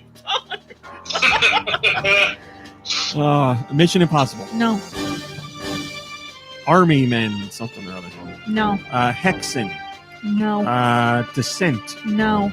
Tanks. No. Battletoads. Nightmare Creatures. No. Is it licensed? No. I don't think so. Pretty sure. Worms? No. Quest 64. No. It's the 64. It's not that big of a library. Yeah, there's like 15 games on it. Buck Bumble. No. Glover. No. Oh, there's a good guess. I'm basically just guessing all the usual raw meat guesses. Beetle Adventure Racing. No.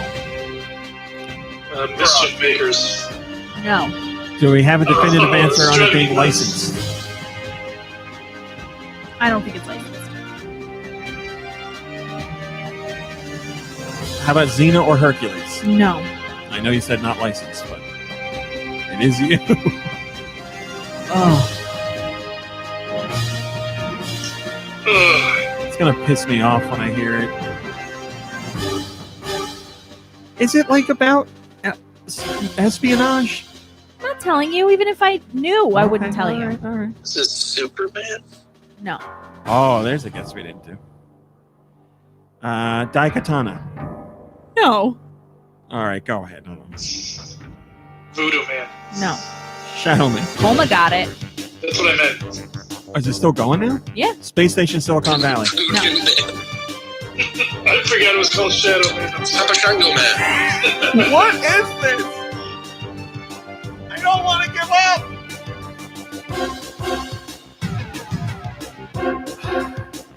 up. Is it rare?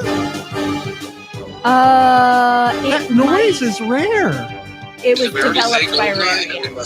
It's not Perfect Dark. It is. Is it really? Yeah. Wow. If we didn't get to this part with that, that's Perfect Dark? Not Perfect Dark. Wow. Yep. Yeah. That was Perfect Dark. I clearly don't remember the music in Perfect Dark. All right. So I think we got 6 out of 10 to tell you the truth. 6 out of 9. 6 out of 9. Yes, of course. You didn't get Shrek, right? No. Okay. Did you get Tomodachi Life? No. You got Sonic. Yes. You got Mario Party. Yes. You got Flintstones. Yes. You got Kirby. Yes. You got Battletoads. Yes. Mario Paint. Yes. You didn't get Starlink. No. So that's 7 out of 10. I thought that sounded like 6 to me. Do it again. Go ahead. Count again. No, that was 6, but then the last one was Perfect Dark. Oh, okay. 7 out of 10. Wow, I'll take it. Didn't start off like it was going to be that good. All right, you got anything for us? I do, yeah. It has to do with what we were talking about earlier. So this one's actually true. I got to say, I'm very excited for this. So we all know about Sonic, and the voice actor Craig T. Nelson is not doing that anymore. He's not going to do the voice anymore. So Jaleel White, he actually threw his hat in the ring. He was like, I want to do this. And what is it, Sega who makes the yes, Genesis Sega games? makes Sonic. Yeah. So Sega was like, we're not really looking for that. We want Sonic to be a little cooler. So what happened was Jaleel White went back as Jaleel White, and he was like super smooth and cool. Like he had changed his outfit, and like it was very similar, actually. If you've heard of a show called Family Matters, when Stefan Urkel became Steve Urkel for the majority of the show, but so that believe it or not, they saw right through that as well. Aww. So Jaleel White went to his friend Reginald Vell Johnson, and he was like, "Have you seen the movie Mrs. Doubtfire?"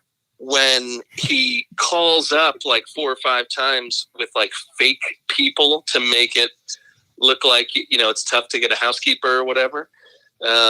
So he had Reginald Vell Johnson go and audition as poorly as he could, so that they'd be like, you know what, if we can't even get Reginald Vell Johnson to do a good reading, we might as well take Jaleel White. The problem is Reginald Vell Johnson, as he is classically trained, killed it in the audition, and Reginald Vell Johnson, is now Uncle Phil is now gonna be the voice of Sonic.